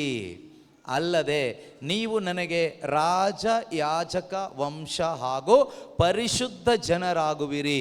ಇಸ್ರಾಯೇಲರಿಗೆ ನೀನು ತಿಳಿಸಬೇಕಾದ ವಿಷಯ ಇದು. ಇಂದು ನಿಮಗೆ ತಿಳಿಸಬೇಕಾದ ವಿಷಯ ಏನು ಗೊತ್ತಾ? ದೇವರು ನಿಮ್ಮನ್ನು ಯೇಸು ಕ್ರಿಸ್ತನ ಮುಖಾಂತರ ಬಿಡುಗಡೆ ಮಾಡಿ ಪಾಪದ ಅಧೀನದಲ್ಲಿದ್ದ ನಿಮ್ಮನ್ನು, ನಿತ್ಯ ಮರಣದ ಅಧೀನದಲ್ಲಿದ್ದ ನಿಮ್ಮನ್ನು, ಸೈತಾನನ ಅಧೀನದಲ್ಲಿದ್ದ ನಿಮ್ಮನ್ನು ಬಿಡುಗಡೆ ಮಾಡಿ ಹೊರಗಡೆ ಕರ್ಕೊಂಡು ಬಂದಿದ್ದಾರೆ. ಯಾಕೆ ಹೊರಗಡೆ ಕರ್ಕೊಂಡು ಬಂದಿದ್ದಾರೆ ಅಂದರೆ, ನೀವೆಲ್ಲರೂ ದೇವರಿಗೆ ಮೀಸಲಾದ ಪರಿಶುದ್ಧ ಜನಾಂಗವಾಗಬೇಕು, ರಾಜ ಯಾಜಕರಾಗಬೇಕು. ಯಾಜಕರ ಕೆಲಸ ಏನು? ಆರಾಧನೆ ಮಾಡೋದು. ಹಳೆ ಒಡಂಬಡಿಕೆಯಲ್ಲಿ ಯಾಜಕತ್ವ ಇದೆಯಾ? ಇದೆ. ಯಾಜಕರ ಕೆಲಸ ಏನು? ಯಾಜಕರ ಕೆಲಸ ಏನು? ಬಲಿ ಅರ್ಪಿಸೋದು, ದೇವರ ಸೇವೆ ಮಾಡೋದು. ಹೊಸ ಒಡಂಬಡಿಕೆಯಲ್ಲಿ ಯಾಜಕರು ಯಾರು? ಹೊಸ ಒಡಂಬಡಿಕೆ ಯಾಜಕರು ಯಾರು? ಬೈಬಲ್ ಹೇಳುತ್ತೆ ನೀವೇ. ಯಾರು? ಯಾರು? ಇದು ಹಳೆ ಒಡಂಬಡಿಕೆ ವಾಕ್ಯ ಅಲ್ವಾ? ಹೊಸ ಒಡಂಬಡಿಕೆಯಲ್ಲೇ ನಿಮ್ಗೊಂದು ಕೊಡ್ತೀನಿ. ಹೊಸ ಒಡಂಬಡಿಕೆ ವಾಕ್ಯ ಸಿಕ್ಕಿದ್ರೆ ನಿಮಗೆ ನಂಬಿಕೆ ಬರ್ಬೋದು. ಯಾಕಂದ್ರೆ ಇದು ಹಳೆ ಒಡಂಬಡಿಕೆ ಇದು ಅಂತ ನೀವು ತೆಗೆದು ಹಾಕ್ಬೋದು, ಸಾಧ್ಯತೆ ಇದೆ. ಯಾಕಂದರೆ ಸೈತಾನ ಕೂಡ ಮನಸ್ಸಲ್ಲಿ ಡೌಟ್ ಕೊಡ್ತಾನೆ. ಡೌಟ್ ಕೊಡೋನೇ ಪಿಶಾಚಿ. ದೇವರ ವಾಕ್ಯದ ಬಗ್ಗೆ ಡೌಟ್ ಕೊಡೋದು ಯಾರು ಗೊತ್ತಾ? ಪಿಶಾಚಿ, ಬೇರೆ ಯಾರೂ ಅಲ್ಲ. ಆದ್ದರಿಂದ ಆ ಪಿಶಾಚಿನ ಓಡಿಸ್ಬೇಕಾದ್ರೆ ವಾಕ್ಯನೇ ಬೇಕೀಗ. ಆದ್ದರಿಂದ ಹೊಸ ಒಡಂಬಡಿಕೆ ಒಂದು ವಾಕ್ಯ ತೆಗೆಯೋಣ. ಪ್ರಕಟಣೆ, ರೆವಲೇಷನ್, ಪ್ರಕಟಣ ಗ್ರಂಥ ಅಧ್ಯಾಯ 1 ವಾಕ್ಯ 5. ಪ್ರಕಟಣೆಗಳ ಪುಸ್ತಕ ಅಧ್ಯಾಯ 1 ವಾಕ್ಯ 5. ತುಂಬ ಸುಂದರವಾದ ವಾಕ್ಯ, ತುಂಬ ಅದ್ಭುತಕರವಾದ ವಾಕ್ಯ, ನನಗೆ ತುಂಬ ಇಷ್ಟವಾದ ವಾಕ್ಯ. ನಿಮಗೆ ಇಷ್ಟ ಆಗುತ್ತಾ ನೋಡಿ. ನಮ್ಮನ್ನು ಪ್ರೀತಿಸುವವರು ತಮ್ಮ ರಕ್ತದಿಂದ ನಮ್ಮ ಪಾಪಗಳನ್ನು ತೊಳೆದವರು. ನಮ್ಮನ್ನು ಪ್ರೀತಿಸುವವರು ತಮ್ಮ ರಕ್ತದಿಂದ, ಯೇಸುವಿನ ರಕ್ತದಿಂದ, ಯಾವುದೋ ಕುರಿಮರಿಯ ರಕ್ತದಿಂದ ಅಲ್ಲ ನಮ್ಮನ್ನು ತೊಳೆದಿರೋದು, ಹೋತ ಹೋರಿಗಳ ರಕ್ತದಿಂದ ಅಲ್ಲ ನಮ್ಮನ್ನು ತೊಳೆದಿರೋದು. ದೇವರು ನಮ್ಮನ್ನು ತೊಳೆದಿರುವುದು, ನಮ್ಮ ಪಾಪದ ಮಾಲಿನ್ಯವನ್ನು ತೊಳೆದಿರುವುದು ಯೇಸು ಕ್ರಿಸ್ತನ ಅಮೂಲ್ಯವಾದ ರಕ್ತದಿಂದ, ದೇವರ ರಕ್ತದಿಂದ, ಪರಿಶುದ್ಧವಾದ ರಕ್ತದಿಂದ ನಮ್ಮನ್ನು ತೊಳೆದಿದ್ದಾರೆ. ಆದ್ದರಿಂದ ನಾವು ಪವಿತ್ರರು. ನಾವು ಪವಿತ್ರರಾಗಿರೋದು, ನಾವು ಪವಿತ್ರರಾಗಿ ಬದುಕಿ ಪವಿತ್ರರಲ್ಲ, ನಾವಿಂದು ಪವಿತ್ರರಾಗಿದ್ದೇವೆ. ಯಾಕೆ ಅಂದರೆ ಪವಿತ್ರ ರಕ್ತದಿಂದ ತೊಳೆಯಲ್ಪಟ್ಟಿರುವುದರಿಂದ ನಾವು ಪವಿತ್ರರಾಗಿದ್ದೇವೆ. ನಮ್ಮ ಪವಿತ್ರತೆ ನಮ್ಮ ಸ್ವಂತ ಪವಿತ್ರತೆ ಅಲ್ಲ, ಅದು ಯೇಸುವಿನ ಪರಿಶುದ್ಧ ರಕ್ತದ ಮುಖಾಂತರ ನಮಗೆ ಕೃಪೆಯಾಗಿ ಬಂದ ಪವಿತ್ರತೆ. ಹಾಳು ಮಾಡ್ಕೋಬೇಡಿ. ನಾವು ಯಾರೂ ಪವಿತ್ರರಲ್ಲ, ದೇವರ ದೃಷ್ಟಿಯಲ್ಲಿ ಒಬ್ಬರು ಪವಿತ್ರರಲ್ಲ. ಅದಕ್ಕೆ ದೇವರು ಯೇಸುವಿನ ರಕ್ತದಿಂದ ಯಾರನ್ನೆಲ್ಲ ತೊಳೆದಿದ್ದಾರೋ ಅವರೆಲ್ಲರೂ ಪವಿತ್ರರು. ಇಂದು ನೀನು ಪವಿತ್ರ, ನೀನು ಪರಿಶುದ್ಧನು. ಯಾಕೆ ಅಂದರೆ ನೀನು ಯೇಸುವಿನಲ್ಲಿ ವಿಶ್ವಾಸ ಇಟ್ಟೆ, ಅವರೇ ರಕ್ಷಕ ಎಂದು ನಂಬದೆ, ಅವರು ನಿನ್ನ ಪಾಪ ಪರಿಹಾರ ಮಾಡಿದ್ದಾರೆ ಎಂದು ನೀನು ನಂಬದೆ. ಆ ನಂಬಿಕೆಯಿಂದ ಏನು ಸಿಕ್ತು ಅಂದರೆ ಅವರ ರಕ್ತದಿಂದ ನೀನು ತೊಳೆಯಲ್ಪಟ್ಟೆ. You are washed in the blood of Jesus. ಯೇಸುವಿನಲ್ಲಿ ನಂಬಿಕೆ ಇಟ್ಟಾಗ ಯೇಸುವಿನ ರಕ್ತದಿಂದ ತೊಳೆಯಲ್ಪಟ್ಟೆ. ವಾಕ್ಯ ಹೇಳುತ್ತೆ, ತಮ್ಮ ಪಿತನಾದ ದೇವರ ಸೇವೆಗೆ ನಮ್ಮನ್ನು ದೈವಿ ರಾಜ್ಯದ ಯಾಜಕರನ್ನಾಗಿ ಮಾಡಿದವರು ಆದ ಯೇಸು ಕ್ರಿಸ್ತರಿಗೆ ಮಹಿಮೆ ಮತ್ತು ಅಧಿಪತ್ಯ ಯುಗ ಯುಗಾಂತರಕ್ಕೂ ಸಲ್ಲಲಿ. ಆಮೆನ್. ಹಲ್ಲೆಲೂಯಾ. ಏನು ಮಾಡಿದ್ದಾರೆ? ನಮ್ಮನ್ನು ಪ್ರೀತಿಸಿ ದೇವರು ಏನು ಮಾಡಿದ್ದಾರೆ? ನಮ್ಮ ಪಾಪ ತೊಳೆದಿದ್ದಾರೆ. ಇಸ್ರಾಯೇಲ್ ಜನರನ್ನು ದೇವರು ಪ್ರೀತಿಸಿ ಅವರನ್ನು ಅಲ್ಲಿಂದ ಬಿಡುಗಡೆ ಮಾಡಿ ಕರ್ಕೊಂಡು ಬಂದರು. ನಮ್ಮನ್ನು ಪ್ರೀತಿಸಿ ಯೇಸು ಕ್ರಿಸ್ತರು ಏನು ಮಾಡಿದ್ದಾರೆ? ಅವರ ರಕ್ತವನ್ನು ಚೆಲ್ಲಿ ನಮ್ಮ ಪಾಪವನ್ನು ತೊಳೆದು ನಮ್ಮನ್ನು ಪರಿಶುದ್ಧ ಜನರನ್ನಾಗಿ ಮಾಡಿದ್ದಾರೆ. ಯಾಕೆ ತೊಳೆದರು? ತಮ್ಮ ಪಿತನಾದ ದೇವರ ಸೇವೆಗೆ. ಯಾರ ಸೇವೆಗೆ? ಪಿಶಾಚಿಯ ಸೇವೆಗಲ್ಲ, ಮನುಷ್ಯರ ಸೇವೆಗಲ್ಲ. ಯಾರ ಸೇವೆಗೆ? ಪಿತನಾದ ದೇವರ ಸೇವೆಗೆ ನಮ್ಮನ್ನು ದೈವಿ ರಾಜ್ಯದ ಯಾಜಕರನ್ನಾಗಿ ದೇವರು ಮಾಡಿದ್ದಾರೆ. ಹಲ್ಲೆಲೂಯಾ. ಹಾಗಾದರೆ ಯೇಸುವಿನ ರಕ್ತದಿಂದ ತೊಳೆಯಲ್ಪಟ್ಟ ಒಬ್ಬ ಕ್ರೈಸ್ತ ವಿಶ್ವಾಸಿ ಯಾರು? ಈ ವಾಕ್ಯದ ಪ್ರಕಾರ ದೈವಿ ರಾಜ್ಯದ ರಾಜಯಾಜಕರು. 1 ಪೇತ್ರ 2:9 ವಾಕ್ಯ ಹೇಳೋ ಪ್ರಕಾರ ನೀವು ರಾಜಯಾಜಕರು. ನೀವು ಯಾರು? ಹೇಗೆ ಯಾಜಕರಾದಿರಿ? ಯೇಸುವಿನ ಪರಿಶುದ್ಧ ರಕ್ತ ನಿನ್ನನ್ನು ತೊಳೆದಿರುವುದರಿಂದ ಮಾತ್ರವೇ ನೀನು ಪರಿಶುದ್ಧ. ಇವತ್ತು ಅದಲ್ಲದೆ ನೀನು ಪರಿಶುದ್ಧ ಕಾರ್ಯ ಮಾಡಿ ಪರಿಶುದ್ಧನಾಗಲಿಲ್ಲ ಸಹೋದರ ಸಹೋದರಿ. ನೀವು ಯೋಚನೆ ಮಾಡ್ಬೋದು, ನಾವು ತುಂಬ ಪರಿಶುದ್ಧ ಕಾರ್ಯಗಳನ್ನು ಮಾಡಿದ್ದೇವೆ ಆದ್ದರಿಂದ ನಾವು ಪರಿಶುದ್ಧರು. No no no no no. ನಾವು ಪರಿಶುದ್ಧರಾಗಿರುವುದು ಒಂದೇ ಒಂದು ಕಾರಣಕ್ಕೋಸ್ಕರ, ಯೇಸು ಕ್ರಿಸ್ತನ ಪರಿಶುದ್ಧ ರಕ್ತದಿಂದ ತೊಳೆಯಲ್ಪಟ್ಟ ಒಂದೇ ಒಂದು ಕಾರಣಕ್ಕಾಗಿ ಇಂದು ನಾನು, ನೀವು, ಈ ನಂಬಿಕೆ ಇರುವ ಪ್ರತಿಯೊಬ್ಬರು ಪರಿಶುದ್ಧರಾಗಿದ್ದೇವೆ. ಹಲ್ಲೆಲೂಯಾ. ಇದು ನಮಗೆ ಅರ್ಥ ಆಗಬೇಕು. ಇದು ನಿಮ್ಗೆ ಒಪ್ಪಿಗೆ ಆದರೆ ನಿಮ್ಮನ್ನು ಹಾಳು ಮಾಡ್ಲಿಕ್ಕೆ ಪಿಶಾಚಿಗೆ ಆಗಲ್ಲ, ನಿಮ್ಮನ್ನು ಟಚ್ ಮಾಡಲಿಕ್ಕೆ ಪಿಶಾಚಿಗೆ ಆಗೋದಿಲ್ಲ.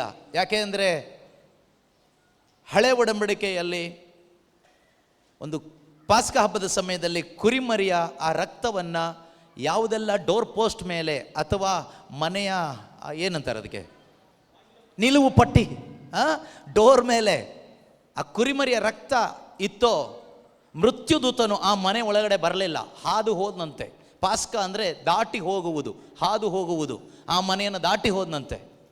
ಅದೇ ರೀತಿಯಲ್ಲಿ ಈ ಲೋಕದಲ್ಲಿರೋ ದುಷ್ಟ ಶಕ್ತಿಗಳು, ದುರಾತ್ಮ ಗಣಗಳು ಹೀಗೆ ಹೋಗುವಂಥ ಸಮಯದಲ್ಲಿ ನಿನ್ನ ಆತ್ಮನ ಹೀಗೆ ನೋಡುತ್ತೆ. ನಿನ್ನನ್ನು ನೋಡುವಾಗ ಅದು ಆತ್ಮ ಪಿಶಾಚಿ ಬಂದ್ಬಿಟ್ಟು ಒಂದು ಸ್ಪಿರಿಟ್, ಮನುಷ್ಯನ ಥರ ದೇಹ ಇಲ್ಲ. ದೇವರು ಆತ್ಮಸ್ವರೂಪಿ. ನಿನ್ನೆ ನಾನು ಹೇಳಿದೆ, ಪಿಶಾಚಿ ಕೂಡ ಆತ್ಮಸ್ವರೂಪಿನೇ, ಪಿಶಾಚಿನೂ ಆತ್ಮನೇ, ದೇವದೂತರು ಆತ್ಮಸ್ವರೂಪಿಗಳೇ, ಆಯಿತಾ? ಸೊ ಈ ಪಿಶಾಚಿ ಹೀಗೆ ನಿಮ್ಮ ಆತ್ಮ ಕಾಣಿಸುತ್ತೆ. ಪಿಶಾಚಿಗೆ ನೋಡುವಾಗ ನಿಮ್ಮ ಆತ್ಮದಲ್ಲಿ ಯೇಸುವಿನ ರಕ್ತ ಇದ್ದರೆ ಪಿಶಾಚಿ ನಡಗುತ್ತೆ. ಅಯ್ಯೋಯ್ಯೋ, ಈ ಮನೆಗೆ ನಾನು ಹೋಗೋಕ್ಕಾಗಲ್ಲ, ಇವಳನ್ನ ಮುಟ್ಟಕ್ಕಾಗಲ್ಲ, ಇವನ್ನ ಮುಟ್ಟಕ್ಕಾಗಲ್ಲ, ದಾಟಿ ಹೋಗ್ಬಿಡ್ತಾನೆ. ಅಲ್ಲಿ ಹೋಗಿ ನೋಡುವಾಗ ಒಂದು ಡಮ್ಮಿ ಪೀಸ್ ಕಾಣಿಸುತ್ತೆ, ಒಂದಿಷ್ಟು ಸ್ಟ್ಯಾಚುಗಳಿಟ್ಕೊಂಡು ಧೂಪ ಹಾಕ್ಕೊಂಡು ಮಣಿ ಉರುಳಿಸ್ಕೊಂಡು ಅಲ್ಲೇಲುಯ್ಯ ಅಂತ ಎದೆ ಬಡ್ಕೊಂಡು ಬದುಕ್ತಾ ಇರುವ. ಬಗ್ಗಿ ನೋಡ್ತಾನೆ ಒಳಗಡೆ ಏನಾದರೂ ಇದೆಯಾ ಅಂತ. ಒಳಗಡೆ ಏನೂ ಇಲ್ಲ, ಆತ್ಮದಲ್ಲಿ ಇನ್ನೂ ಪರಿಶುದ್ಧತೆ ಬಂದಿಲ್ಲ. ಸೇರ್ಕೊಬಿಡ್ತಾನೆ ಅಲ್ಲೇ ಅವ್ರ ಜೊತೆಗೆ. ಇವತ್ತು ಎಷ್ಟೋ ಕ್ರೈಸ್ತ ಕುಟುಂಬಗಳು ಈ ರೀತಿಯಲ್ಲಿ ಪಿಶಾಚಿ ಅಧೀನದಲ್ಲಿದೆ. ಎಷ್ಟೋ ಕ್ರೈಸ್ತ ಕುಟುಂಬಗಳು. ಕಾರಣ ಏನು ಗೊತ್ತಾ? ಯೇಸುವಿನ ರಕ್ತದಿಂದ ತೊಳೆಯಲ್ಪಟ್ಟಿಲ್ಲ. ಯೇಸುವಿನ ರಕ್ತದಿಂದ ಹೇಗೆ ನಾವು ಶುದ್ಧರಾಗೋದು? ಹೇಗೆ ಒಳಗಡೆ ಈ ರಕ್ತ ತಗೊಳ್ಳೋದು? ಒಂದೇ ದಾರಿ, ರಕ್ತ ಒಳಗೆ ಬರೋದು ಒಂದೇ ರೀತಿಯಲ್ಲಿ. ಶುಭ ಸಂದೇಶ ಆಲಿಸಿ ಯೇಸು ಕ್ರಿಸ್ತನ ಪವಿತ್ರ ಬಲಿಯಲ್ಲಿ, ಆ ಗೋಲ್ಗೊತ್ತಾ ಬಲಿಯಲ್ಲಿ, ಆ ಶಿಲುಬೆ ಮರಣದಲ್ಲಿ ನೀನು ನಂಬಿಕೆ ಇಡುವಾಗ ಪರಿಶುದ್ಧಾತ್ಮ ಯೇಸುವಿನ ರಕ್ತವನ್ನು ತಗೊಂಡು ಬಂದು ನಿನ್ನ ಡೋರ್ ಪೋಸ್ಟ್ಗೆ ಅಂಟಿಸ್ತಾರೆ, ನಿನ್ನ ಹೃದಯದ ಬಾಗಿಲಿಗೆ ಅಂಟಿಸ್ತಾರೆ. ಆಗ ಅದು ಪರ್ಮನೆಂಟ್ ಆಗಲ್ಲಿ ಇರುತ್ತೆ, ಅಳಿಸ್ಲಿಕ್ಕೆ ಯಾರಿಗೂ ಆಗೋದಿಲ್ಲ. ಹಾಗೆ ನೀವು ಪರಿಶುದ್ಧರಾದ್ರಿ, ರಾಜ ಯಾಜಕರಾದ್ರಿ, ಪವಿತ್ರ ಪ್ರಜೆಯಾದ್ರಿ, ದೇವರ ಸ್ವಂತ ಜನವಾದ್ರಿ. ಆ ರೀತಿ ಆದವರು ನೀವು ಆದರೆ ನೀವು ಭಾಗ್ಯವಂತರಾಯ್ತಾ? ಆ ರೀತಿ ಆಗದೇ ಇದ್ದರೆ ನಿಮ್ಮಂಥ ನಿರ್ಭಾಗ್ಯರು ಬೇರೆ ಯಾರೂ ಇಲ್ಲ, ಆಯಿತಾ? ನೀವು ಭಾಗ್ಯವಂತರ ನಿರ್ಭಾಗ್ಯರ ನನಗಂತೂ ಗೊತ್ತಿಲ್ಲ, ಆಯಿತಾ? ನೀವು ಭಾಗ್ಯವಂತರಾದರೆ ನಿಮ್ಮ ಒಳಗಡೆ ಸಂತೋಷ ಇರುತ್ತೆ, ಎದ್ದು ಕುಣಿದು ಕುಪ್ಪಳಿಸ್ತೀರಿ, ಸಂತೋಷದಿಂದ ದೇವರಿಗೆ ಹಾಲೆಲೂಯಾ ಅಂತ ಹೇಳ್ತೀರಿ, ಮಹೋನ್ನತದಲ್ಲಿ ದೇವರಿಗೆ ಮಹಿಮೆ ಆಗಲಿ ಅಂತ ಹೇಳ್ತೀರಿ, ಉಲ್ಲಾಸ ಪಡ್ತೀರಿ, ಕುಣಿದಾಡ್ತೀರಿ. You will rejoice in the Lord. ಮಾತೆ ಮರಿಯಳು ಹೇಳಿದ್ರಲ್ವಾ, my soul rejoices in the Lord my saviour. ನನ್ನ ರಕ್ಷಕ ದೇವರಲ್ಲಿ, ನನಗೆ ರಕ್ಷಣೆ ತಂದುಕೊಟ್ಟ ನನ್ನ ಕರ್ತನಾದ ಯೇಸುವಿನಲ್ಲಿ ನನ್ನ ಮನಸ್ಸು ಉಲ್ಲಾಸಿಸ್ತಾ ಇದೆ. ಮಾತೆ ವಿಶ್ವಾಸ ಇಟ್ಟಾಗ, ಮರಿಯಳು ನಂಬಿದಾಗ ಯೇಸುವಿನ ರಕ್ತ ಸಿಕ್ತು ಒಳಗಡೆ. ಆಗ ಏನಾಯಿತು? ರಿಜಾಯ್ಸ್ ಬಂತು, ಆನಂದ ಬಂತು. ನೀವು ಕೆಲವರು ಮರಿಯಮ್ಮನವ್ರು ಸೈನ್ಯದವ್ರು ಇದ್ದೀರಿ, ಸುಮ್ಮನೆ ಸೈನ್ಯ ಹೆಸರಿಟ್ಕೊಂಡು ಕೂತ್ಕೊಂಡಿದ್ದೀರಿ, ಮಾರಿಯಮ್ಮನ ಥರ ಇದ್ದೀರ ಕೆಲವರು. ಬರೀ ಹೊಡೆದಾಟ ಬಡದಾಟ, ಚಾಡಿ ಹೇಳೋದು, ಹೊಲಸು ಮಾತು, ಇದರಲ್ಲೇ ಆಯಿತು ಜೀವನ. ಹೇಗಿರ್ಬೇಕು ಗೊತ್ತಾ? ಮರಿಯಮ್ಮನವರು ಯಾವ ರೀತಿ ಯೇಸುವಿನಿಂದ ಆ ರಕ್ಷಣಾನಂದವನ್ನು ಪಡ್ಕೊಂಡ ಹಾಗೆ ನೀವು ಕೂಡ ರಕ್ಷಣೆಯ ಆನಂದವನ್ನು ಪಡ್ಕೊಂಡು ಜೀವಿಸಿದರೆ ನೀವು ನಿಜವಾಗಲೂ ಒಂದು ಮರಿಯಮ್ಮನವ್ರನ್ನ ಗೌರವಿಸಿದಾಗ ಆಗ್ತದೆ. ಇಲ್ಲದೇ ಇದ್ದರೆ ಮಣಿ ಉರುಳಿಸ್ಕೊಂಡು, ಸೀರೆ ಉಡಿಸ್ಕೊಂಡು, ನವೇನ ಮಾಡಿಕೊಂಡು, ಚಾಡಿ ಹೇಳ್ಕೊಂಡು, ಅವ್ರು ಇವ್ರನ್ನ ಬೈಕೊಂಡು, ಕುಟುಂಬಗಳು ಒಡ್ಕೊಂಡು, ಮಾಟ ಮಂತ್ರ ಮಾಡ್ಕೊಂಡು ಹೋದರೆ ಮರಿಯಮ್ಮನವ್ರ ಹೆಸರಿಗೆ ಮಸಿ ಬಳದಂಗೆ ಆಗುತ್ತೆ. ದಯವಿಟ್ಟು ಅಂಥ ಕೆಲಸ ಯಾರೂ ಮಾಡಬೇಡಿ, ಕೈ ಮುಗಿದು ಕೇಳ್ಕೊಳ್ತೀನಿ. ದೇವರು ಅವ್ರಿಗೆ ಒಳ್ಳೆ ಸ್ಥಾನ ಕೊಟ್ಟಿದ್ದಾರೆ, ಆದ್ದರಿಂದ ನೀವು ಅದೇ ಸ್ಥಾನವನ್ನೇ ಕೊಡಿ, ಮರ್ಯಾದೆ ತೆಗಿ ಕೆಲಸ ಮಾಡಬೇಡಿ. ಹೇಗೆ? ಯೇಸುವಿನ ರಕ್ತ ಅವ್ರ ಒಳಗಡೆ ಸಂತೋಷ ತಂತು. ಹೇಗೆ ಅದು ತಂತು? ವಿಶ್ವಾಸದ ಮುಖಾಂತರ. ನಂಬಿ ಧನ್ಯಳಾದ್ಲು, ನಂಬಿದ್ಲು. ನೀವು ಸ್ವಾರ್ಥಿಯನ್ನು ನಂಬುವಾಗ ನೀವು ಧನ್ಯರಾಗ್ತೀರಿ. ರೋಮನರಿಗೆ ಬರೆದ ಪತ್ರಿಕೆ 5ನೇ ಅಧ್ಯಾಯದಲ್ಲಿ ವಾಕ್ಯ ಹೇಳ್ತದೆ. ರೋಮನರಿಗೆ ಬರೆದ ಪತ್ರಿಕೆ 5ನೇ ಅಧ್ಯಾಯ 1ರಿಂದ ಇರತಕ್ಕಂಥ ವಾಕ್ಯ, ಹೀಗಿರಲಾಗಿ ವಿಶ್ವಾಸದ ಮೂಲಕ ದೇವರೊಡನೆ ಸತ್ಸಂಬಂಧದಲ್ಲಿರುವ ನಾವು ನಮ್ಮ ಪ್ರಭು ಯೇಸು ಕ್ರಿಸ್ತರ ಮುಖಾಂತರ ದೇವರೊಡನೆ ಶಾಂತಿ ಸಮಾಧಾನದಿಂದ ಇರುತ್ತೇವೆ. ವಿಶ್ವಾಸದ ಮೂಲಕ ನಾವು ದೈವಾನುಗ್ರಹವನ್ನು ಸವಿಯುವಂತೆ ಯೇಸು ಕ್ರಿಸ್ತರು ದಾರಿ ತೋರಿಸಿದರು. Praise the Lord, hallelujah. ಯಾವುದರ ಮುಖಾಂತರ? ಯಾವುದರ ಮುಖಾಂತರ? ಯಾವುದರ ಮುಖಾಂತರ? ಯಾವುದರ ಮುಖಾಂತರ? ವಿಶ್ವಾಸದ ಮುಖಾಂತರ. ವಿಶ್ವಾಸದ ಮುಖಾಂತರ. ಯಾರಲ್ಲಿ ವಿಶ್ವಾಸ? ಯಾರಲ್ಲಿ ವಿಶ್ವಾಸ? ಕ್ರಿಸ್ತ ಯೇಸುವಿನಲ್ಲಿ. ಏನೆಂದು ವಿಶ್ವಾಸ? ಯೇಸುವಿನಲ್ಲಿ ವಿಶ್ವಾಸ. ಏನೆಂದು ವಿಶ್ವಾಸ ಇಟ್ರಿ? ಯೇಸು ನಮ್ಮ ಸಾಲ ಎಲ್ಲ ತೀರಿಸ್ತಾರಂತನ? ಯೇಸು ನಮ್ಮನ್ನ ಪರೀಕ್ಷೆಯಲ್ಲಿ ಫಸ್ಟ್ ಕ್ಲಾಸ್ ಮಾಡ್ತಾರೆ ಅಂತನ? ಏನೆಂದು ವಿಶ್ವಾಸ ಇಟ್ರಿ? ಯೇಸು ದೇವರು ಎಂದು ವಿಶ್ವಾಸ ಇಟ್ರ? ಯೇಸು ನಮಗೆಲ್ಲ ಒಳ್ಳೇದು ಮಾಡ್ತಾನಪ್ಪ ಅಂತ ವಿಶ್ವಾಸ ಇಟ್ರ? ಈ ವಿಶ್ವಾಸದಿಂದ ಯಾರಿಗೂ ಪಾಪ ಕ್ಷಮೆ ಸಿಗಲ್ಲ, ಆಯ್ತಾ? ರಕ್ತಸ್ರಾವ ಸ್ತ್ರೀ ವಿಶ್ವಾಸ ಇಟ್ಲು, ನಾನು ಯೇಸುವಿನ ಉಡುಪಿನ ಅಂಚಿಗೆ ಮುಟ್ಟಿದ್ರೆ ಸಾಕು ಗುಣ ಆಗ್ತೀನಿ ಅಂತ. ಆ ಥರ ವಿಶ್ವಾಸನ ಬೇಕಾಗಿರೋದು ಇವತ್ತು? ಅಲ್ಲ. ನೀವು ಯೇಸುವಿನ ಉಡುಪಿನ ಅಂಚು ಮುಟ್ಟಿದರೆ ರಕ್ತಸ್ರಾವ ನಿಲ್ಬೋದಷ್ಟೇ, ಅದ್ಭುತ ಆಗ್ಬೋದಷ್ಟೇ, ಸೌಖ್ಯ ಸಿಗ್ಬೋದಷ್ಟೇ, ಆದರೆ ಪರಿಶುದ್ಧಾತ್ಮ ಸಿಗಲ್ಲ, ಪಾಪ ಕ್ಷಮೆ ಸಿಗೋದಿಲ್ಲ, ಪರಮಾನಂದ ಒಳಗಡೆ ಬರೋದಿಲ್ಲ. ಪಾಪ ಕ್ಷಮೆ ಸಿಗಬೇಕಾದ್ರೆ, ಪರಿಶುದ್ಧಾತ್ಮರ ಒಳಗಡೆ ಬರಬೇಕಾದ್ರೆ, ಪರಮಾನಂದ ಸಿಗಬೇಕಾದ್ರೆ, ಆ ಸತ್ಸಂಬಂಧಕ್ಕೆ ಬರಬೇಕಾದ್ರೆ ಯೇಸು ಕ್ರಿಸ್ತನಲ್ಲಿ ವಿಶ್ವಾಸ ಇಡಬೇಕು. ಏನೆಂದು? ನನ್ನ ಬದಲಿಗೆ ನಾನು ಸಾಯ್ಬೇಕಾದ ಸ್ಥಳದಲ್ಲಿ ಯೇಸು ನನ್ನ ಬದಲಿಗೆ ಪಾಪ ಪರಿಹಾರ ಮಾಡಿದ್ದಾರೆ. ನನ್ನಗೋಸ್ಕರ ಯೇಸು, ನನ್ನ ಪಾಪಗಳ ಪರಿಹಾರಕ್ಕೋಸ್ಕರ ಯೇಸು ಸತ್ತಿದ್ದಾರೆ. ಯೇಸುವಿನ ಮರಣ ನನಗಾಗಿ, ಯೇಸುವಿನ ಮರಣ ನನ್ನ ಪಾಪಗಳ ಪರಿಹಾರಕ್ಕಾಗಿ ಎಂದು ನೀವು ವಿಶ್ವಾಸ ಇಡಬೇಕು. ಈಗ ನೀವೇನು ಮಾಡೋದು ಬೇಡ, ನಂಬಿದ್ರೆ ಸಾಕು, ಹೃದಯದಲ್ಲಿ ವಿಶ್ವಾಸ ಇಟ್ಟರೆ ಸಾಕು. ಹೇಳಿ ನೋಡೋಣ, ಯೇಸುವಿನ ಮರಣ ನನಗಾಗಿ, ಯೇಸು ಸತ್ತಿದ್ದು ನನ್ನ ಪಾಪಕ್ಕಾಗಿ, ಯೇಸು ರಕ್ತ ಚೆಲ್ಲಿದ್ದು ನನ್ನ ಪಾಪ ತೊಳೆಯುವುದಕ್ಕಾಗಿ, ಯೇಸು ಪುನರುತ್ಥಾನರಾಗಿದ್ದು ನನಗೆ ನಿತ್ಯ ಜೀವ ಕೊಡುವುದಕ್ಕಾಗಿ, ಯೇಸು ಪವಿತ್ರಾತ್ಮರನ್ನು ಕಳುಹಿಸಿದ್ದು ನನ್ನನ್ನು ಸಾಕ್ಷಿ ಮಗನಾಗಿ ಮಾಡುವುದಕ್ಕಾಗಿ. ಆದುದರಿಂದ ನಾನಿಂದು ದೇವರ ಮಗನಾಗಿದ್ದೇನೆ, ದೇವರ ಮಗಳಾಗಿದ್ದೇನೆ, ರಾಜ ಯಾಜಕನಾಗಿದ್ದೇನೆ, ಪವಿತ್ರ ಪ್ರಜೆಯಾಗಿದ್ದೇನೆ, ಯೇಸುವಿನ ದೇಹವಾಗಿದ್ದೇನೆ. Hallelujah, hallelujah. ಪ್ರೀತಿಯ ಸಹೋದರ ಸಹೋದರಿಯರೇ, ಯೇಸು ನಿಮ್ಮ ಒಳಗಡೆ ಬರುವಾಗ ಸಿಗುವ ಆನಂದ ಈ ಪ್ರಪಂಚದಲ್ಲಿ ನಿಮಗೆ 1000 ಕೋಟಿ ಸಿಕ್ಕಿದ್ರೂ ಸಿಗಲ್ಲ.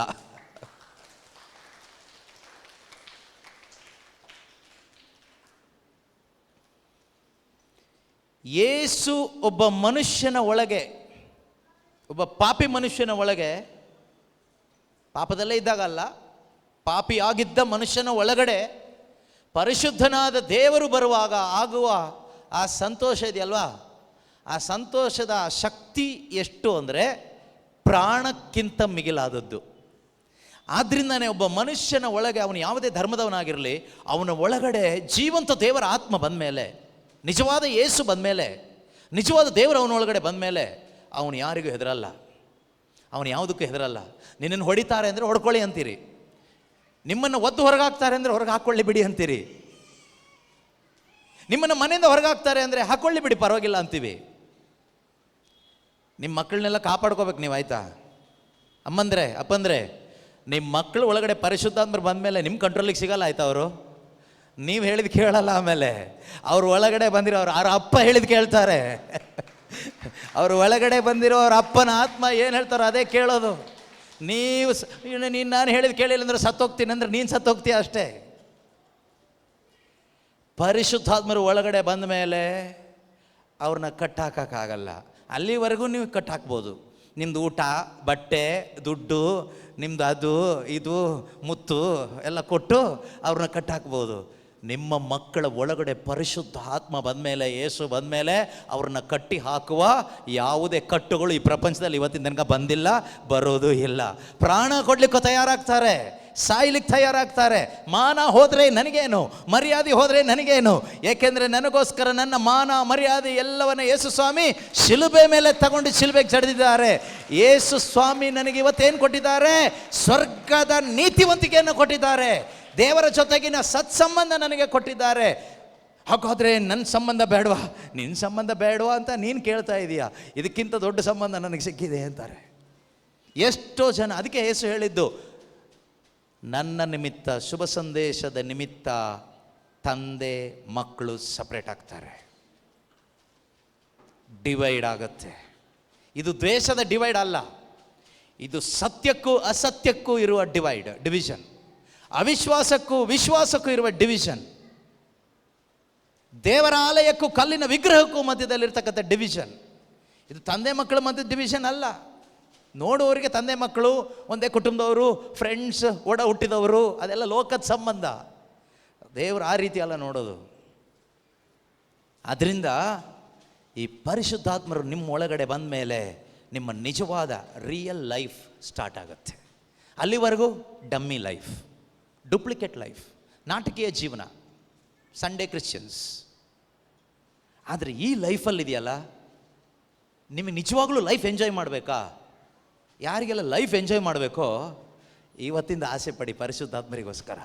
ಪರಿಶುದ್ಧಾತ್ಮರು ಬಂದ ಮೇಲೇ ಲೈಫ್ ನಿಜವಾಗ್ಲೂ ಎಂಜಾಯ್ ಮಾಡೋಕ್ಕಾಗೋದು. ಪರಿಶುದ್ಧಾತ್ಮರು ಇಲ್ಲದೇ ಇದ್ದರೆ, ಯೇಸು ಇಲ್ಲದೇ ಇದ್ದರೆ ಲೈಫ್ ಹೋಯ್ತು ಹಾಳಾಗಿ. ನಿನಗೆ ಕೋಟಿ ಇದ್ದರೂ ಅಷ್ಟೇ, ಪ್ರಪಂಚದಲ್ಲಿ ಎಷ್ಟು ಫ್ರೆಂಡ್ಸ್ ಇದ್ದರೂ ಅಷ್ಟೇ, ಎಷ್ಟು ಒಳ್ಳೆ ಬಟ್ಟೆ ಇದ್ದರೂ ಅಷ್ಟೇ, ಎಷ್ಟು ದೊಡ್ಡ ಮನೆ ಇದ್ದರೂ ಅಷ್ಟೇ, ಎಷ್ಟು ಒಳ್ಳೆ ವಿದ್ಯಾಭ್ಯಾಸ ಇದ್ದರೂ ಅಷ್ಟೇ, ಜಾಬ್ ಇದ್ದರೂ ಅಷ್ಟೇ, ಐಫೋನ್ ಇದ್ದರೂ ಅಷ್ಟೇ, ಐಪ್ಯಾಡ್ ಇದ್ದರೂ ಅಷ್ಟೇ, ಮರ್ಸಿಡೀಸ್ ಇದ್ದರೂ ಅಷ್ಟೇ, ಗೌರ್ಮೆಂಟ್ ಜಾಬ್ ಇದ್ದರೂ ಅಷ್ಟೇ, ಬಿಸ್ನೆಸ್ ಇದ್ದರೂ ಅಷ್ಟೇ, 100 ಕೋಟಿ ಜಮೀನುಗಳಿದ್ದರೂ ಅಷ್ಟೇ, ಲೈಫ್ ಎಂಜಾಯ್ ಮಾಡೋಕ್ಕಾಗಲ್ಲ. ನಿನ್ನ ಲೈಫಲ್ಲಿ ನಿಜವಾದ ಜಾಯ್ ನಿನಗೆ ಸಿಗಬೇಕಾದ್ರೆ, ಲೈಫನ್ನು ಎಂಜಾಯ್ ಮಾಡಬೇಕಾದ್ರೆ, ಜಾಯ್ ಕೊಡುವಂಥ ದೇವರು ನಿನ್ನ ಒಳಗಡೆ ಇರಬೇಕು. ಈ ಆನಂದದ ಮೂಲವಾದ ಕ್ರಿಸ್ತ ಯೇಸು ನಿನ್ನ ಒಳಗಡೆ ಇರಬೇಕು. ಆಗ ನಿನ್ನ ಲೈಫ್ ಎಂಜಾಯ್ ಮಾಡ್ಕೊಂಡು ಬದುಕ್ತೀಯ. ಬೇರೆಯವರಿಗೆಲ್ಲ ನಿನ್ನ ಮೇಲೆ ಪ್ರೇಮಾಸೂಯೆ ಬರುತ್ತೆ. ಇವರಿಷ್ಟು ಸಂತೋಷವಾಗಿದ್ದಾರೆ, ಇವರಿಷ್ಟು ಆರಾಮಾಗಿದ್ದಾರೆ, ಇವರಿಗೆ ಬಾಣಕ್ಕೆ ಬೇರೆ ಏನು ಕೆಲಸ ಇಲ್ವಾ? ನಿನ್ನೆ ಕೆಲವರು ಕೇಳ್ತಾ ಇದ್ರಲ್ವ, 15 ಜನ ಇಲ್ಲಿ ಬಂದಿದ್ದಾರಲ್ಲ ನಿಮ್ಮ ಜೊತೆಗೆ, ಅವ್ರಿಗೆ ಮಾಡೋಕ್ಕೆ ಬೇರೆ ಏನು ಕೆಲಸ ಇಲ್ವಾ? ಅವರಿಗೆ ಮನೆ ಇಲ್ವಾ? ಅವರಿಗೆ ಸಂಸಾರ ಇಲ್ವಾ? ಅವರಿಗೇನು ಜವಾಬ್ದಾರಿ ಇಲ್ವಾ? ಅವರಿಗೆ ದುಃಖ ಇಲ್ವಾ? ಅವರಿಗೆ ಹೆಂಡತಿ ಇಲ್ವಾ? ಅವ್ರಿಗೆ ಗಂಡ ಇಲ್ವಾ? ಅವ್ರಿಗೆ ಮಕ್ಕಳಿಲ್ವಾ? ಎಲ್ಲ ಇದೆ. ಆದರೆ ಎಲ್ಲ ಇದ್ದರೂ ಅದರಲ್ಲಿ ಸುಖ ಪಡೋಕ್ಕೇನಿಲ್ಲ. ಅಲ್ಲಿ ಲೋಕದಿಂದ ಯೇಸು ನಿನ್ನನ್ನು ಬೇರ್ಪಡಿಸಿದ ಮೇಲೆ, ಬೇರ್ಪಟ್ಟವರಿಗೆ ಮತ್ತೆ ಲೋಕದಲ್ಲಿ ಸುಖ ಪಡಲಿಕ್ಕೆ ಏನಿದೆ? ಏನು ಮಣ್ಣು ಇಲ್ಲ. ಏನು ಸಿಗುತ್ತೆ ಹೇಳಿ? ಏನು ಸಿಗುತ್ತೆ? ಏನೂ ಸಿಗಲ್ಲ. ಅದಕ್ಕೆ ನಿಜವಾದ ಪರಿಶುದ್ಧಾತ್ಮ ನಮ್ಮಲ್ಲಿದ್ದರೆ ನಾವು ಶರೀರದ ಇಚ್ಛೆ, ಮನಸ್ಸಿನ ಇಚ್ಛೆ ಪ್ರಕಾರ ಬದುಕಲಿಕ್ಕೆ ಆಗೋದಿಲ್ಲ. ಪಾಪ ಮಾಡೋದಿಲ್ಲ ಅಂತಲ್ಲ, ಯೋಚನೆಯಲ್ಲಿ ಮಾತಿನಲ್ಲಿ ಪಾಪಗಳು ಮಾಡ್ತೀವಿ, ಅದು ಆ ವಿಷಯ ಅಲ್ಲ ನಾನು ಹೇಳ್ತಾ ಇರೋದು. ನಿನ್ನ ಇಚ್ಛೆ ಪ್ರಕಾರ ಬದುಕಲಿಕ್ಕೆ ಆಗಲ್ಲ, ಲೋಕದ ಇಚ್ಛೆ ಪ್ರಕಾರ ಹೋಗ್ಲಿಕ್ಕೆ ಆಗಲ್ಲ. ಇದು ನಮ್ಮ ತಾತನ ಇಚ್ಛೆ, ಇದು ನಮ್ಮ ಅಜ್ಜಿ ಇಚ್ಛೆ. ತಾತ ಅಜ್ಜಿ ಅಲ್ಲ ಮೂಲೆಗೆ, ಇಲ್ಲಿ ಒಬ್ಬರು ಯೇಸುವಿನ ಇಚ್ಛೆ, ದೇವರ ಇಚ್ಛೆ, ಪರಿಶುದ್ಧಾತ್ಮನ ಇಚ್ಛೆ. ಇದಕ್ಕೆ ನೀವು ಬಂದರೆ ನಿಮ್ಮಷ್ಟು ಭಾಗ್ಯವಂತರು ಬೇರೆ ಒಬ್ಬರೂ ಇರೋದಿಲ್ಲ. ಬಾರದೇ ಇದ್ದರೆ ನಿರ್ಭಾಗ್ಯರು ಬೇರೆ ಯಾರು ಇರೋದಿಲ್ಲ.